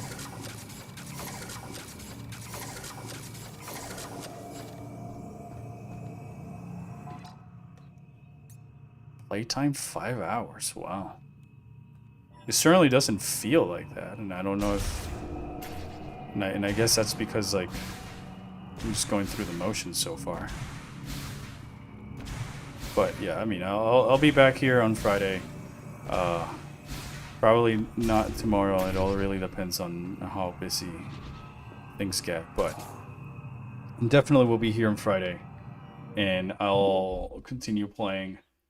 Do this boss and then see where we have to go next. Cause I only got the grapple lasso.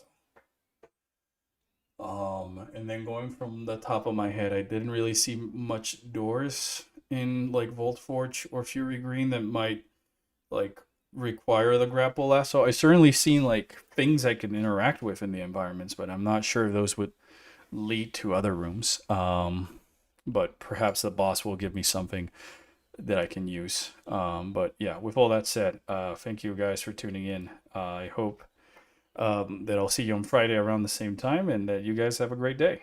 Take care.